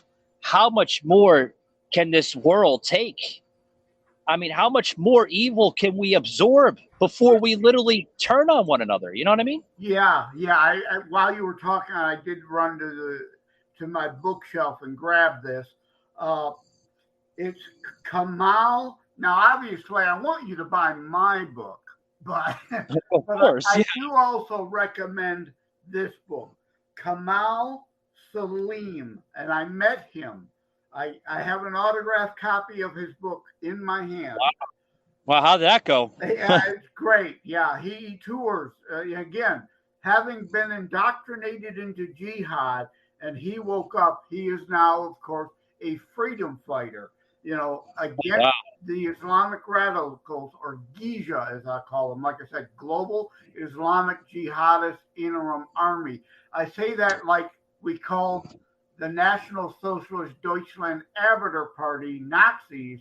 It's easier to call Islamic fundamentalist radicals GIJA. It rolls better in a sentence, but his book is titled "The Blood of Lambs: A Former Terrorist Memoir of Death and Redemption." Yeah, it seems like you're getting a telephone call. Of course. You gotta get going. Yeah. I'm not answering it. Obviously, I'll let it go to the answering machine. But there you go. Speaking of the Nazis, do you know that there's literally a modern formation happening right now in the country? A lot of people don't realize that. But yes, the white people group of what they used to call themselves back in the 80s, which was a strong movement, folks. I mean, you can go back to the 80s, even the early to mid 70s. Had a strong influence here on the country, and it's slowly coming back. Literally, even through this Biden administration. Yeah. Now, a lot of people are gonna, hold on, Joseph. A lot of people are gonna blame. Oh no, it's the Republicans. The Republicans are forming it. No, it's coming out of the Democratic Party. I mean, I hate to say that, but it is. You're right. It's leftist. People need to understand this. I'm glad you went there. People don't learn history. People have no clue that the Democrats literally held rallies at Madison Square Garden. Not MSG, because it didn't exist then. But I mean, they held rallies in New York for Hitler. And, fascocrats, I call them that. It's not hyperbole. They try hold on. Joseph, hold on. I want to make a quick correction here, so I can give you credit to your point. I think you're referring to the Hammerstein Ballroom in New York City. Thank you. Yeah, yes, sir. My brain's kind of mushy today because I haven't had enough sleep. So.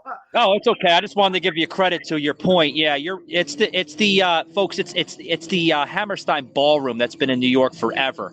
The reason why I know this is because I'm a former New Yorker and I know a lot of facts about the city of New York. But go ahead, Joseph. Yeah, but the left uses psychological projection. They try to call Republicans Nazis.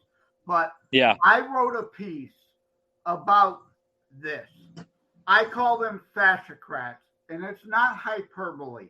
When they call us a Nazi, they've got nothing at all to back it up but hot air. I wrote an article that lays out the fascocrats DNC platform literally has 28 planks that I won't say are identical. They obviously use much more flowery language than Hitler did, but there are 28 planks from the National Socialist Deutschland Arbeiter Party in today's DNC platform. That's why they call us Nazis. They have to deflect. They are fascocrats. And I lay it out. I prove it with facts, not feelings.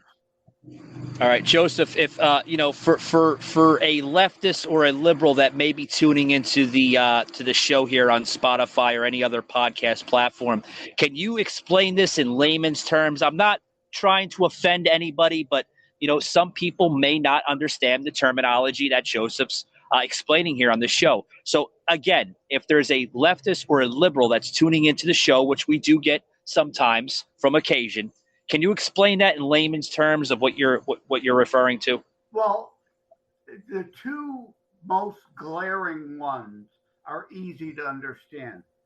Disarming the public, anti-Second Amendment, wanting to take guns not away from criminals. No, they get out on no bail. They don't get prosecuted. They're right back out on the streets to kill again. But they want to disarm the public as a whole, because then, which is why our founders put the Second Amendment in, then they can control you. You can't fight back. First thing Hitler did, first thing they did in Venezuela, first thing any of these regimes do, disarm the masses. The other one is socialized medicine. It's not about your health care. Nothing. And Joseph, we've seen this fold out in the summer of 2020 with Black Lives Matter and Antifa, where a lot of what Joseph's saying came out during the summer of the riots there, So yeah, you're making some excellent points, And you mentioned, well, let me make the last. I want to address BLM and Antifa, which is a joke. It's opposite world, like the leftists always do, like the Inflation Reduction Act, which is actually the Inflation Production Act. It's going to cause way more inflation, not reduce it. But healthcare, it's not about your health. It's about control. It's about saying, if you don't toe the fascicrats line, we'll deny your wife or your child the medicines they need. It's not about health. It's about control. And Antifa, they're the fascists. BLM, they are literally the LJ Mussolini black shirts and the Hitlerian brown shirts. They are the KKK reincarnated to be the stormtroopers for the modern Democrats. And what's fascinating, every little group that's been coming out, since the dawn of time, it all goes back to saying, oh, it was all Republicans. The Republicans formed that. I've heard so much craziness come out in this country that the Republicans formed the KKK. The Republicans formed the Black Panthers. It was Republicans. But in the long term, you can go back to the grassroots and it all comes from the Democratic Party. But why is the left not wanting to admit to this? Yeah, well, they can never admit to their past, right? They always have to deflect. And again, let's tie in the statues issue. Remember them wanting to pull down statues. They wanted to pull down statues of Abraham Lincoln. Yeah, during the Trump administration, I remember that. Yeah, where they actually took red spray paint, folks, and they spray painted to resemble blood on, statues of Abraham Lincoln and George Washington and all these historic statues. Yeah. Where, Joseph, this is the brainwash media being influenced into this new generation, trying to rehearse or readdress, I was looking for the correct terminology, readdress American history. This is the manipulation that has been done before and shown before here in American culture, okay? It's so easy, Joseph, to manipulate a new generation when they truly do not know American history to begin with. Exactly. Because they literally do not know. Abraham Lincoln and the Republican Party, the grand old party, was founded on the notion of abolitionism and the ending of slavery. Yet these morons think Abraham Lincoln is a racist somehow. Yeah. I heard so much rhetoric with that, and after I heard that, Joseph, I'm like, you're referring to the man that signed the proclamation to end slavery. How in the hell is that man racist? Yeah. And the 13th, 14th, and 15th Amendments, all having to do with freedoms and equalities, were passed by Republicans with Republican support. And that's another thing, too. The Civil Rights Act, the Democrats filibustered that under Eisenhower. They did not want Republicans to get credit for that. And there's a famous quote that when Johnson finally got in, I'm going to have them niggers voting Democrat for the next 200 years because he. Oh, my God. You know, you didn't know that quote or you forgot? You know, he literally said that. He literally said that. And the reason he said that is because he signed the Civil Rights Act because they filibustered it to prevent a Republican president from signing it. But Johnson convinced Democrat senators to not filibuster it so he could sign it to fool people. But it required a majority of Republican votes to pass. Yeah, and Joseph, who was the four founding fathers? What party did they represent? Well, there was no party then, but they would certainly be Republicans today. And remember, well, what I'm saying is they were more the original Republicans, folks, were the Whigs. Yeah. You know, that's the original formation of the Republicans. They were the true founders of the Constitution. Now it wasn't.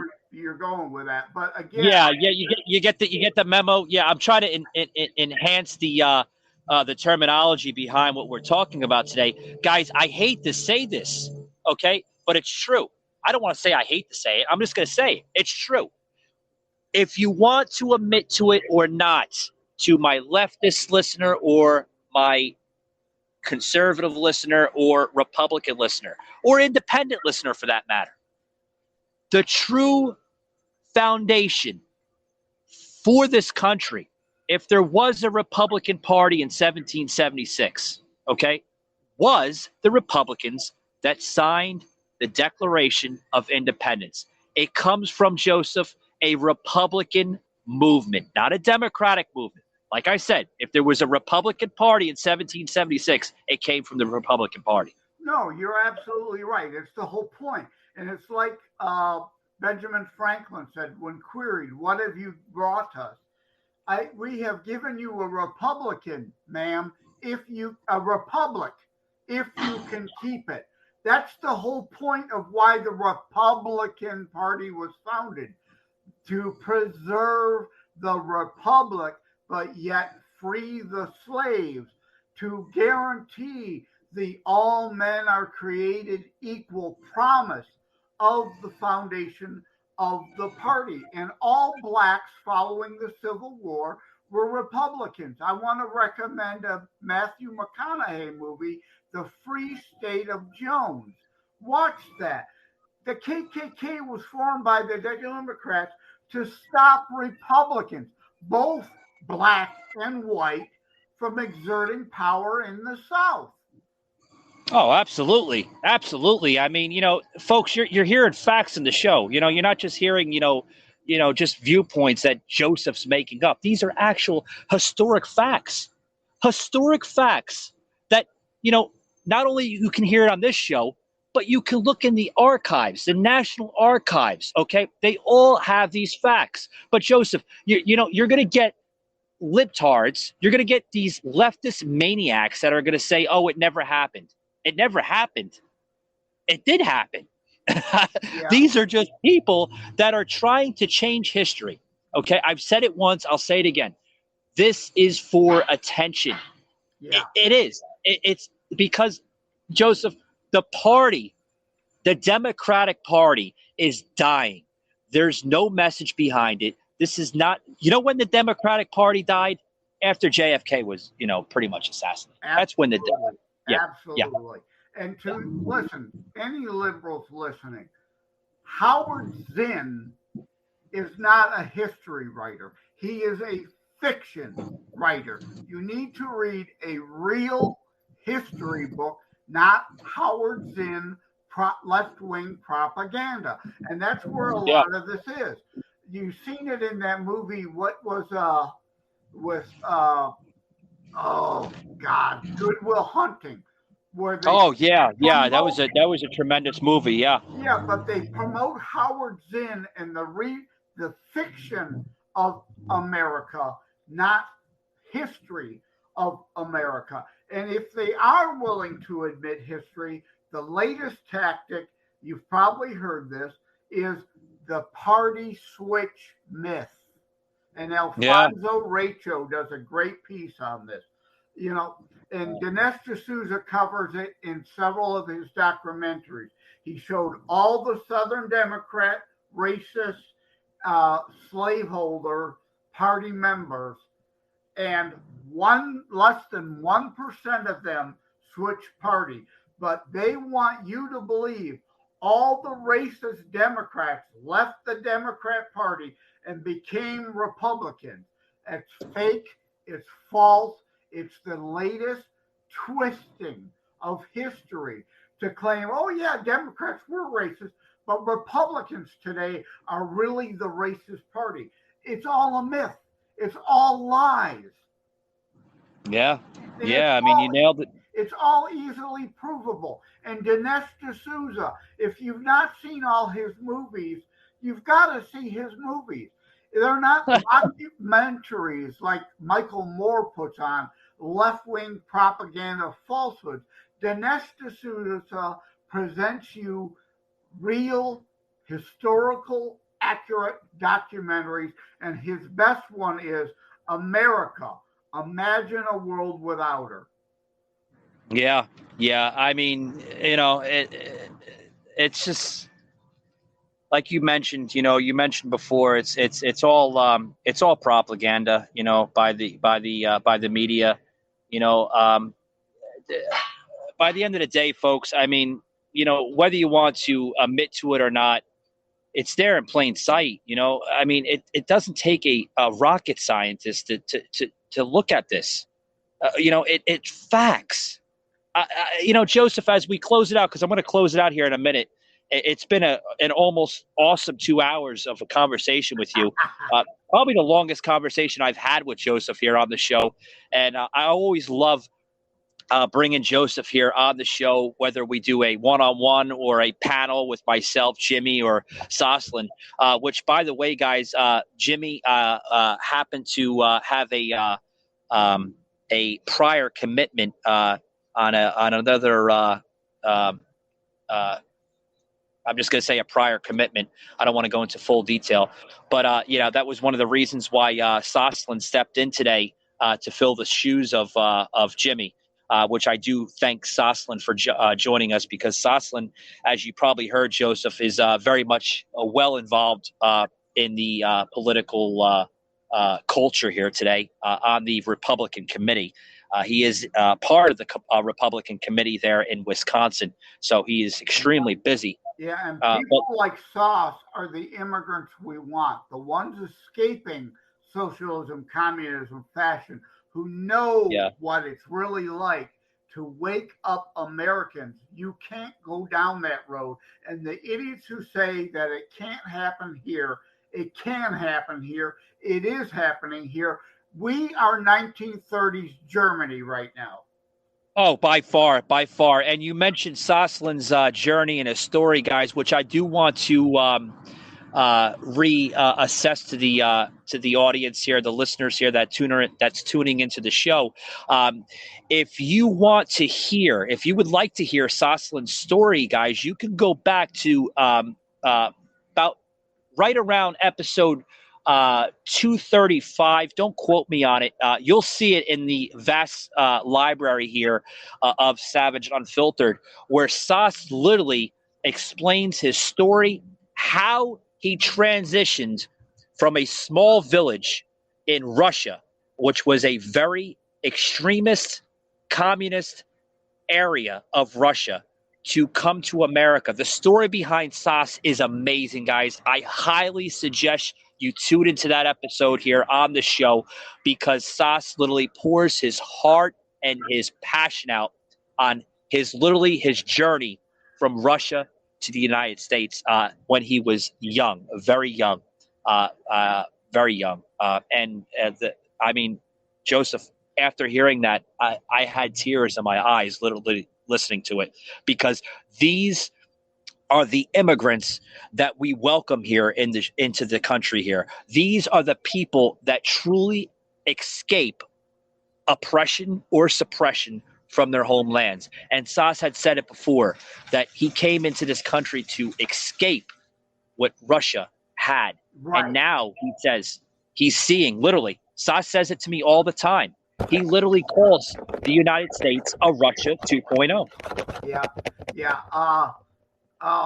I forget where I was going to go because, again, my brain's a bit mush. But, yeah, the legal immigrants, the true asylum seekers, not these fake asylum seekers. Now, somebody escaping Venezuela to come here, I have respect for and a degree of concern for. They are true asylum seekers. But all these illegals flooding our borders are trained by the left to claim. Oh, they are, Joseph. You look at the videos where they show them coming in and everything. Come on. They were flown here from a country, from a private federal helicopter or plane. They drop them off about a mile, maybe a half a mile to the border, and they paint the picture like, oh, they've been walking for 1,000 miles and this and that. Bullshit. Yeah, and they are all taught and trained to say, I've been oppressed. I fear persecution. I'm seeking asylum. No, you're not. You're seeking here to leech off the American taxpayer. The welfare system. I mean, you labeled it correctly. The welfare system. You look at the pictures. If these are people that's been walking for 1,000 miles, Joseph, how come they have so much nice clothing that they're wearing? They're wearing Nike shoes. They're wearing branded clothing. I mean, come on. And they all have fully charged iPhones. Yeah, these are oppressed people, right? You're so oppressed. Yeah. That's being given to them by the American taxpayer. Why does the American people do not see exactly where our federal government's going? I mean, wake up in plain sight, folks. It's right there on plain sight. The media is showing you exactly what the federal government is giving these freeloaders, okay, every single day. Now, again, if you're escaping Venezuela, I can understand. Yes. You're in need of asylum. You are actually oppressed in Venezuela and would, if you love freedom at all, would indeed fear for your life. But 99.9% of the people flooding over the southern border are wannabe freeloaders. Yeah, because their country is not that bad of what the media paints it to be. Mexico, literally, and I want to speak mainly on Mexico because maybe Guatemala is a little different, but like the that part is like it's literally like it's a lot. It's a lot over exaggerated, if I want to use those words. Mexico is literally a very, very rich country, Joseph. Very rich country. Yeah. Venezuela was the most rich South American nation until Chavez destroyed it. And Chavez, of course, lied, like Castro, lied to the Cuban people, promised all these great things, and immediately became a communist, fascist, Soviet satellite state and oppressed all the people. And I discuss immigration as one of the sub themes. I don't dwell on it in my book, Terror Strikes Coming Soon to a City Near You, because the southern border is a security issue. This year alone, 50 people have been detained who are on the terror watch list. Now, if 50 people were caught, how many people are terrorists are in the million other gotaways that were never even interdicted and interviewed by our Southern Border Patrol? Yeah. Let alone, so terrorists have poured into this country over the southern border. So absolutely. My book is of sub-themes in it, including the defund the police crap, because terrorism isn't the only crime we need to be worried about. The left defund the police and soft on criminals and no bail is a threat to our nation. The fascocrats are as big or more so a threat to American and Western culture than the foreign terrorists are, which is why my book came out this year in time for the midterms. Absolutely, absolutely. Joseph, I do want to make an announcement here on the show. Hopefully, sir, you do have another 15 minutes left with your time here because we just got a text from the other co-host here on the show, guys. Jimmy the Rant literally finished up exactly what he was. Yes, we just reached out to Jimmy on the show here. Jimmy literally was just texting me as I was speaking on the show here. How's the show going? And I'm like, we're going into hour 2 here with Joseph here. Soslin was part of the show for roughly about an hour, 20 minutes, and me and Joseph's been carrying on the show since then. So Jimmy literally told me I'm going to give me 5 minutes and I'm going to be in the show. That was about 3 minutes ago. So he should be popping in any minute now. Cool. And, hopefully, I don't want to make any promises because I normally don't use my actual network that's connected to the podcast here of Anchor.fm, guys. That's right, guys. We broadcast our home network is through Anchor FM. So thank you, Anchor FM, for allowing us to continue this amazing podcast, guys. We are now on season 3 here with Anchor.fm. As we're waiting for Jimmy to join us here on the show, Anchor, guys, has been a tremendous company that's been literally launching our content, our material for 3 years. And it's been a tremendous journey from the beginning roots of our show, from the Kitchen Angle podcast to the Patriot Angle podcast, now rebranding to the name that fits this show very, very accurately, Savaged Unfiltered with Michael Gardner, guys. Yeah. Joining us today is Joseph M. Leonard, guys, the author of Terror Strikes, Coming to a City Near You. And Joseph, I mean, you've been labeling it accurate for going on 2 hours now of why our country is literally going in decline. Yeah, why we're losing it, pretty much. I wanted to say something about Anchor FM because there are others, like SoundCloud and that, but Anchor FM is the premier and pioneer for podcasts. Without a doubt, they are what Twitter and Facebook were to the start of climb of social media, and now we've got so many other competitors, thankfully. But Anchor is the gold standard. They really are. Yeah, without a doubt.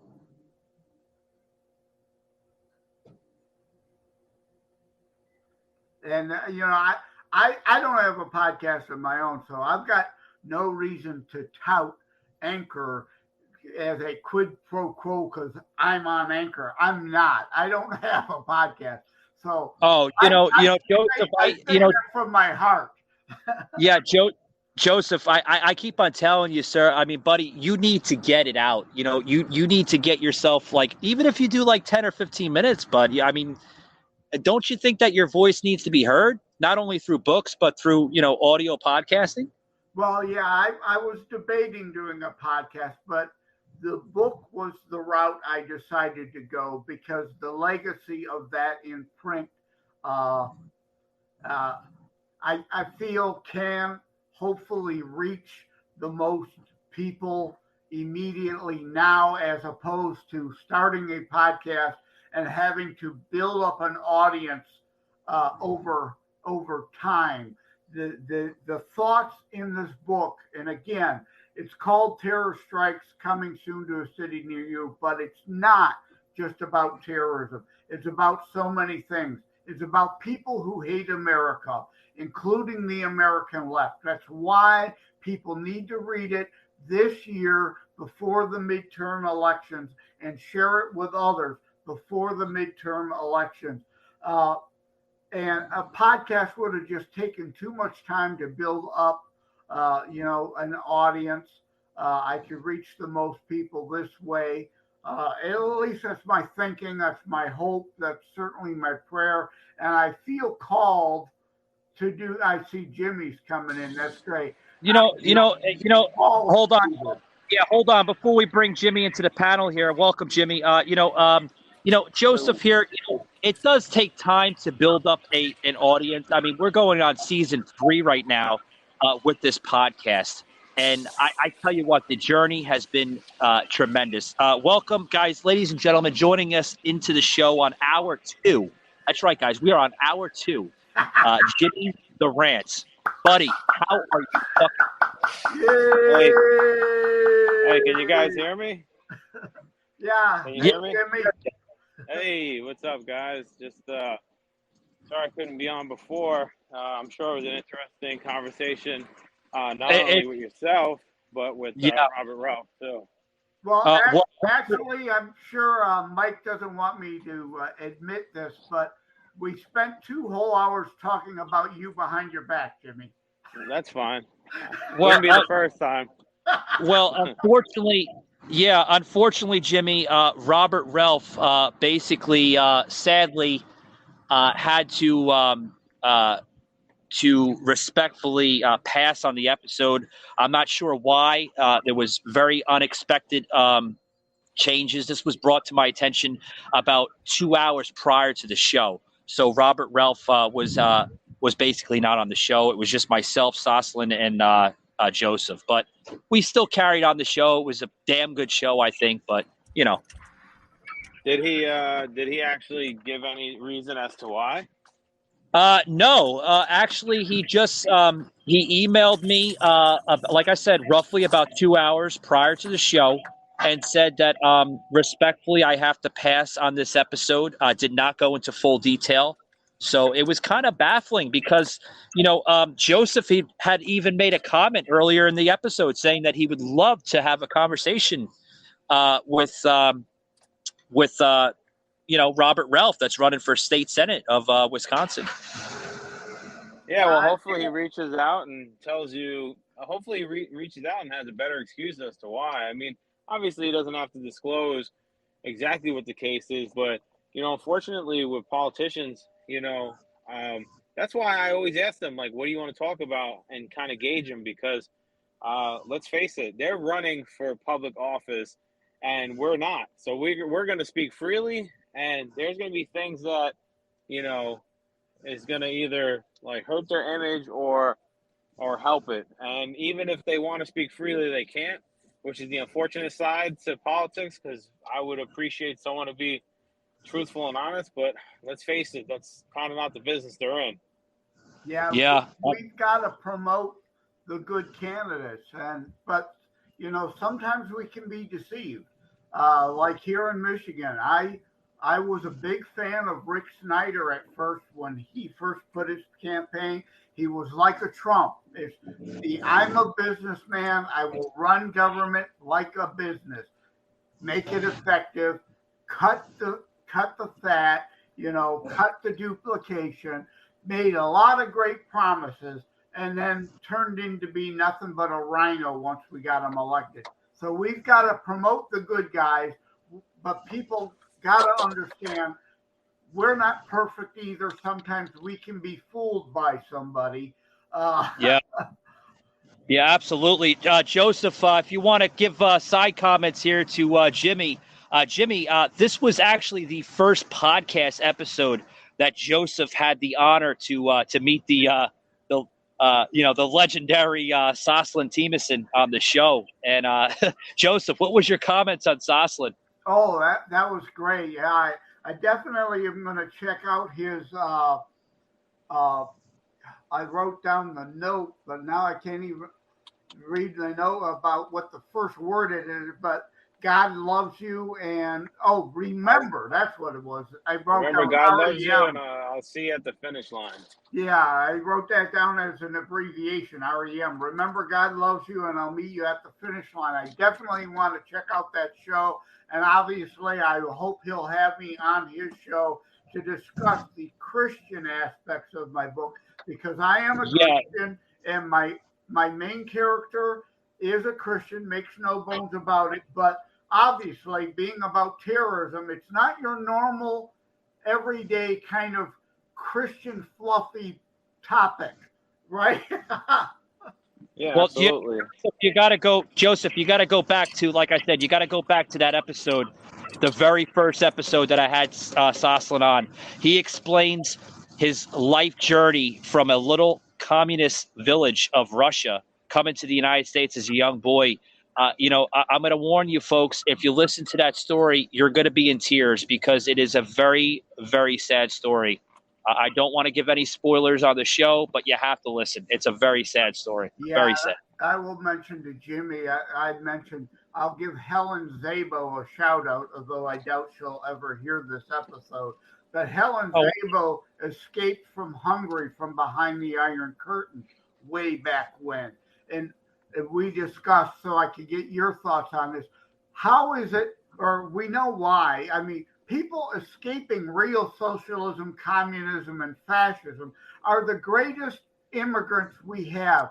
They love America because they escaped the shitholes that the American left want to turn us into. And they don't want that to happen here like it happened there. They are our greatest Americans, and they're not natural born. Yeah, well, I actually had the pleasure of I went to a wedding on Saturday, and it was a ways away from home, about 4 hours away, up in Rhode Island. So I had the pleasure of giving one of my family members' friends a ride up to the wedding as well, with some other family members. And she's 68 years old, and she came from Cuba. She was born in Cuba and migrated here at 16 years old. So she got the full experience of what communism was, and especially at her age, she experienced it at the height of when the country was turned into that. And she talked about some of the trials and tribulations she had to deal with while living there. She talked about her father was a tough man, a proud man, and the day that Castro seized the country, that's the first time she ever seen him cry, because he didn't know what he was going to do. They seized his business. They took all of his assets. So everything that he had worked for up until that point was gone, utterly gone. And then she talks about how the food rationing became a thing, and everybody got food rations, and her father would attempt to try to buy more food on the black market, but he didn't have the resources to be able to do it. So there was a lot of, stress in the house. People were hungry. And what happened was, I think it was under the Ford administration, she said. I'm not 100% sure that there was an amnesty program that you could apply for citizenship in America as long as you had a sponsor here. And so and some of the hardships that she faced was she had a family member here in America that was their sponsor for their family. And as soon as they applied for that, the government retaliates. The government retaliated against you and put her father in what she labeled it a concentration camp. Again, we're not going to say it was a concentration camp because obviously it wasn't, but they put him in a hard labor camp. Okay. Yeah. Similar to what similar. So he had to work, I think it was cane sugar or something like that. So for those 5 years that they waited to be able to leave the country, because Fidel was letting people leave in that program, but the torment that you dealt with and being shunned and being bullied. I mean, she was being bullied in school due to that fact that their family, obviously the word got around that they were one of the families leaving. The government, took her father and put her in a work camp. He was gone for like 4 years. They got to see him, sporadically while he was freaking withering away up there. And you know what? When they got here to America, they didn't have shit. They had no handouts. And guess what? They lived the American dream. They all worked together. She bought a house here in New Jersey. She was able to deal with, she told me her whole life story. They bought a house, her and her husband. Her husband passed away unexpectedly at a young age, and she already had that work ethic because she came from a place where you work for free basically and you get nothing for it. So their family really appreciated and they really understood the value of winning that lottery ticket, coming to one of the best countries in the world. Yeah. And I think that's what most people, the people here, the piece of shit people here that don't want to appreciate that they're in one of the best countries in the world. And the people that come here and they think they're shitting on this country, they have no idea that true immigrants and people that come from very hardships, they love it. You could talk to anyone, talk to people from Africa that are working in gas stations. They don't care because they didn't have anything where they came from. They love it. They absolutely love it. Jimmy, this ties into what we were just talking about right before you came in. I mean, did you come through a time machine or something? I mean, No. Right, Joseph? This is what we were talking about, like literally right before Jimmy came in. I don't know if there's no way he could be listening because this is through a recording broadcast. But I mean, literally right what we were talking about. What we were talking about, Joseph, is, the difference between different immigrants that you see, immigrants coming from Mexico, immigrants coming from Venezuela. There is a huge difference. Huge difference. Yeah, and to what Jimmy was saying, I wish I could Jimmy, I'm running on little sleep, so my brain is kind of mush. I can't recall things as well as I normally can and need to. But I can't remember her name, and I don't remember what state even she's in.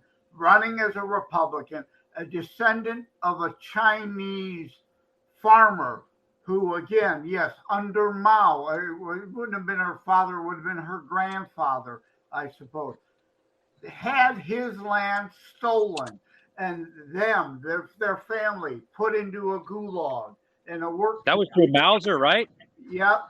Yeah. So she's running, and we need more people like her. I wish I could give her a shout out properly with her name and what state and what specific office. But we need, and we're getting, like Mayra Flores, the first Mexican born congressperson, run as a Republican, an immigrant.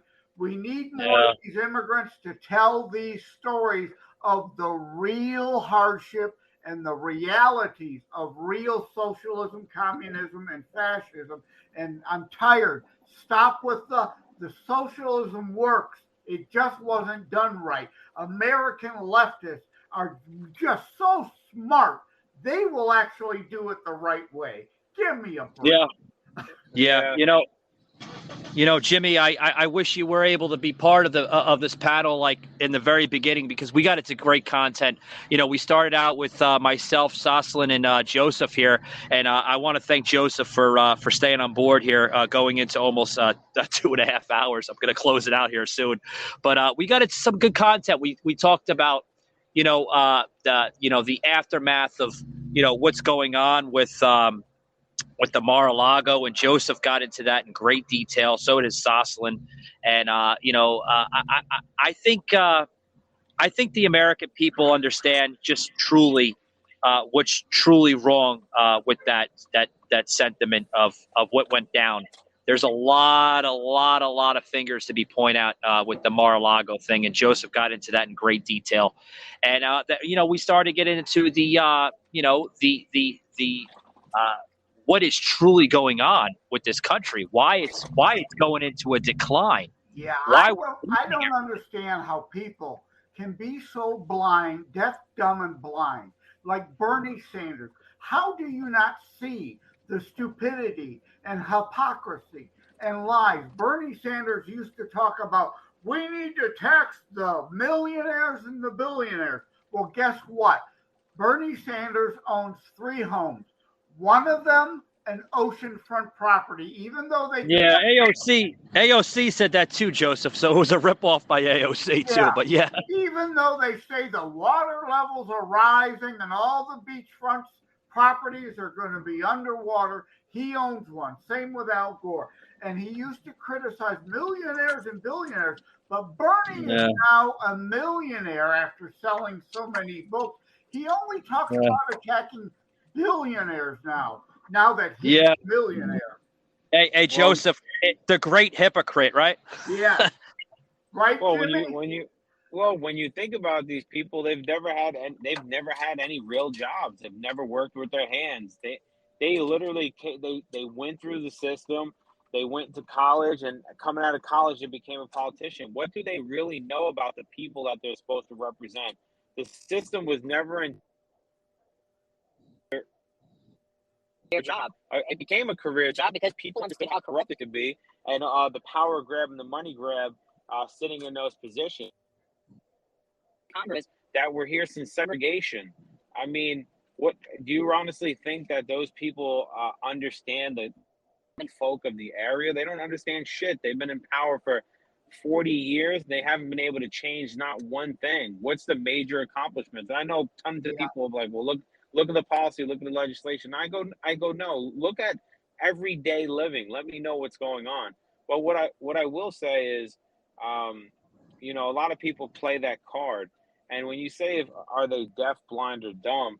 The problem is this. Most people, most rational people on the right or Republican, let me tell you something. If Donald Trump is guilty of a crime, I say lock him up. I have no problem with saying that. The problem is that on the left, they refuse to believe anything about Biden, about Obama. It's, you know, unfortunately they try to call us a cult, right? There's a person that I go back and forth with online, right? It's in a troll group on Facebook, and his number one favorite thing to call someone is a cultist lemming. And he's like, yeah, and that's what he calls us. He says, oh, you guys love Cittadini, you guys are cultist lemmings. And I'm like, you guys listen. Jimmy, one more time. What does he say? If Trump doesn't get prosecuted, his favorite line is calling people on the right cultist lemmings, which I think is a great word to actually call them, a cultist lemming. So yeah, because at the end of the day, they refuse to believe, they refuse to look at anything coming out of those families, any wrongdoing by those families, and I think that is the issue. The issue is they're more like a cult than a right. Talking about the uneducated crazies that they always get on TV. No disrespect to the people on the forefront of you know, people on the right, but they on TV they're always going to show you some guy foaming out of his mouth with a MAGA hat on that doesn't represent all of us, and that's the same thing. Yeah, Jimmy, I'm not sure if you heard about the news, but this was I'm going to close it out here soon, guys, because I got to get going here, and tremendous amount of editing into this audio, which I think we kind of made up for the glitch from Restream. Love you, Restream, but you picked a hell of a day to do software upgrading. Thank you very much. I mean, you damn near killed my video podcast, but we're going to do some magic to make this into a semi-audio video podcast on Rumble. Because I think the audience deserves it. But, you know, Jimmy, if you caught the latest coming out of that Mar-a-Lago saga, this was coming out from a Trump attorney, Rudy Giuliani, just coming out yesterday and saying this yesterday, that, and I quote, that it took the DOJ and FBI 9 hours to raid, right, first time in American history to raid a former president on documents that were unsealed by the former president himself and his legal team back in June. There's nothing on this president. I don't know why they're pressing this issue. I don't know why they're continuing it. It's becoming, like Trump said, and I'm going to quote again, another fucking witch hunt. That's what it's coming down to. Yeah, well, Jimmy, you mentioned like Hillary, she literally took a hammer to devices and destroyed evidence that was under subpoena. They won't hold her accountable. And you mentioned our founders never foresaw career politicians. And Mike, you mentioned a time machine. If I could go back in time to tell our founders one thing they must change about the Constitution and put in, it would be term limits, because you're right. They never foresaw the day of career politicians. Yeah, I mean, you labeled it right. Right about this time of the show, guys. Normally, we do this on our video podcasting. We created a special segment here for Jimmy here because, like I've mentioned on the show many times, I love giving people the floor and their viewpoint. But this is a special time here we want to put on the show here, which I was gonna introduce tonight on Restream on our video podcasting. But Jimmy here, I want to give your final thoughts. This is Jimmy's final thoughts here on the show. Jimmy, close us out, buddy. What do you think? What's going to happen here right around the midterms going into 2024? What do you see, buddy? Well, right now you see, hopefully we're going to see a lot of Republican wins in those seats. I think that a lot of people have watched and seen how incompetent this administration is now. The president's incompetent. So if you're not looking at the fact that they're propping our president up and seeing that that's an issue, then I don't know, you may have to reevaluate it. But as far as with Trump, I would say that it is becoming a witch hunt. And I think that a lot of other politicians know how dangerous this is too. The fact that the alphabet boys are becoming politicized and picking a side, because the problem is if you don't want Trump to win, the fact is one of his foundations he's running on is that he's running against a corrupt government. So if they don't find anything and they don't convict him and he's allowed to run, this is only going to strengthen his run for the 2024 election. This is only going to strengthen his resolution. And I think that he has an extremely strong chance of winning, especially if he's running against Biden again, which I doubt, because at this point he's like 2 steps away from being in a wheelchair eating pudding and applesauce at this point. And listen, I won't even take away from the guy. I know people love it. They think that I'm going to trash these guys. If you put Biden up against himself 20 years ago, a very well-spoken guy, very well, he played the without a doubt, part. yeah. He played the political part right, but listen, there's something about him that just doesn't fit right with me on a personal level. His family issues that he has home. Remember, while they're sitting and raiding Trump's home, right, in Mar-a-Lago, his son gets to ride on Air Force One at our expense, at the taxpayers' expense. A huge crackhead whose favorite thing to do is to whip out 20 cameras anytime he's smoking a rock and hanging out with hookers. And you mean to tell me that that's not a national security interest? Some people, Jimmy, you mentioned it. You mentioned it, good guys, and I'm going to close it out here. Jimmy, I mean, you said it right. I mean, no one wants to talk about the Hunter laptop. No one wants to talk about Hunter smoking crack and having sex with hookers and this and that. No one wants to do that because it's not the media narrative that was shown yesterday, where the author Michael Wolff literally slammed Mr. Potato Head, Brian Stelter, for being dishonest about not calling out what he should be calling out. So I tip over to Michael Wolff, which is not even a man that favors conservatism. That was, I just posted that on my social media earlier today about the author Michael Wolff, slamming their CNN's Mr. Potato Head. Well, exactly here, and by the way, folks, there is still authorities, still FBI agents right in front of Mar-a-Lago. I mean, I happen to reside now only about 45, or I'm over-exaggerating, about maybe an hour and a half from Palm Beach, so not too far. Still cops there, still in front of his residence. It's a sham. It really is. Well, I'll tell you this. I'll tell you this. Sorry about that, Joe. Let me get this out real quick. I will tell you this, right?